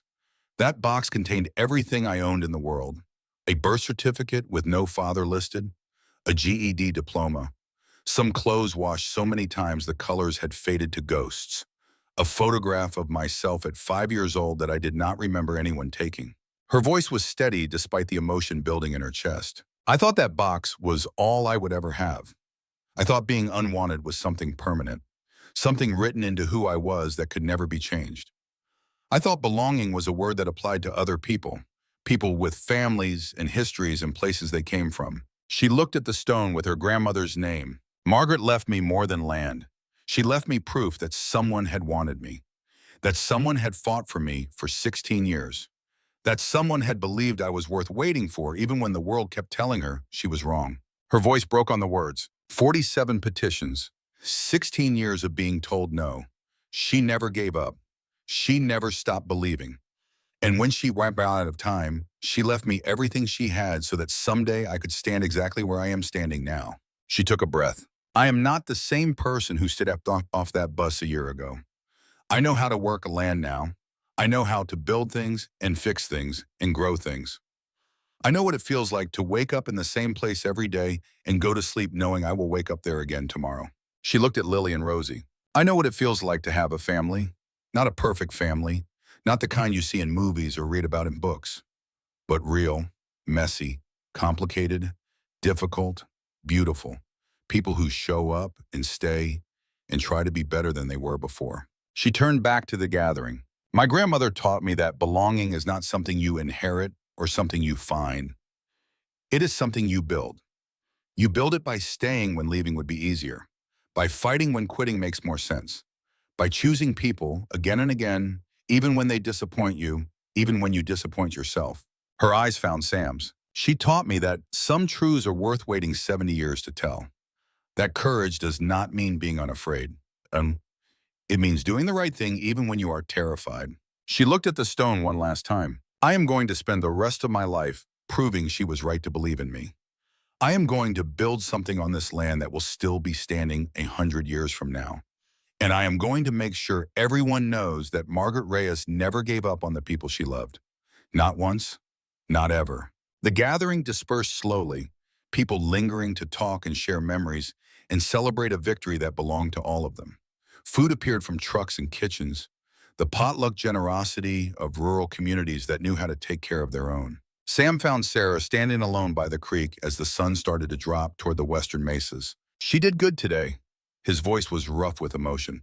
Margaret would have loved hearing you speak like that. I wish I had known her. I wish she had lived long enough for us to meet. You do know her. Every time you choose to stay when leaving would be easier. Every time you fight for something that matters even when the odds are against you. Every time you refuse to let the Hartwells of the world win just because they have more money and power than you. He put a scarred hand on her shoulder. That is Margaret. That is who she was. And that is who you are becoming. They walked back toward the house together as the light changed on the valley. Lily fell into step beside them, and Rosie ran ahead, and they moved as a family across land that had been fought over for 3 generations and was finally at peace. That night, after Rosie was asleep and Sam had driven home and the house was quiet, Sera sat on the porch with Margaret's quilt around her shoulders and looked at the stars. They were the same stars that had watched over this valley for millions of years. The same stars her grandmother had watched every night for 40 years, indifferent to the struggles of people below, but also somehow witnesses to every small act of courage that made human life worth living. The land did not need saving. It had never needed saving. It just needed someone to stay. And she had stayed. She would keep staying. For the rest of her life, she would wake up in this house and work this land and build this family and prove that her grandmother had been right to believe in her. That was the real inheritance, not the acres or the water rights or the deed filed at the county recorder's office. The real inheritance was the stubborn refusal to give up, the willingness to fight for things that mattered, the courage to stay when everyone expected you to run. Margaret had given her that, and Sera would spend the rest of her life passing it on. The cardboard box with 8 pounds of belongings was still in her closet. She had not thrown it away, could not bring herself to dispose of the only record of who she had been before this valley claimed her. But she did not need it anymore. She had land now. She had family. She had a home. She had everything that mattered. And it had all started with a letter from a grandmother who never stopped believing, who never stopped fighting, who never stopped waiting for her granddaughter to come home. The wind picked up, rustling through the cottonwoods down by the creek, carrying the smell of sage in autumn and the approaching change of seasons. Somewhere in the darkness an owl called, hunting through the night the way owls had hunted in this valley for thousands of years before anyone claimed to own the land beneath them. Sera pulled the quilt tighter around her shoulders and thought about everything that had happened since she stepped off that bus a year ago. The impossible odds she had faced, the enemies who had tried to destroy her, the allies who had appeared when she needed them most, the family that had formed around her like something organic, growing naturally from the soil of shared struggle and chosen commitment. She thought about Rosie sleeping in her bedroom, dreaming whatever dreams 7-year-olds dream when they finally feel safe enough to dream at all. About Lily down the hall, fighting her battles one day at a time, slowly learning that staying was its own form of courage. About Sam in his house 5 miles east, carrying scars from fire and war, and 70 years of silence finally broken. She thought about Victor Hartwell sitting in a federal detention facility, waiting for a trial that would end in prison. About Jake Thornton testifying against the man who had employed him, trading loyalty for a reduced sentence. About the empire of lies finally crumbling under the weight of truth that had been buried for 3 generations. And she thought about Margaret. About a woman who had lost her husband, and then her daughter, and then spent 16 years fighting to bring home a granddaughter she had never met. About 47 petitions filed with hope that should have died long before the 47th attempt. About 4 decades of research conducted alone in a valley that had forgotten how to question the power of wealthy men. Margaret had not lived to see this moment, had not lived to see Hartwell brought down, or the water rights restored, or her granddaughter standing on the porch of the home she had protected for so long. But somehow Sera felt she was here anyway, in the wind through the cottonwoods, in the stars overhead, in the land itself which remembered everyone who had ever loved it and carried their memory forward through time. "You did good, Grandma." Sera whispered it to the night and the stars and whatever part of Margaret might be listening. "You did so good, and I am going to make sure it was worth it." The words disappeared into the darkness, carried away by wind that had been blowing through this valley since before anyone drew property lines on maps. Tomorrow she would wake before dawn and start another day of work, another day of building and growing and becoming, another day of choosing this life and these people in this stubborn, beautiful, impossible place. There would be challenges ahead. There always were. Weather that destroyed crops, equipment that failed at the worst possible moments, markets that fluctuated in ways no one could predict, the 1,000 small disasters that farming and ranching delivered to everyone who dared to make their living from the land.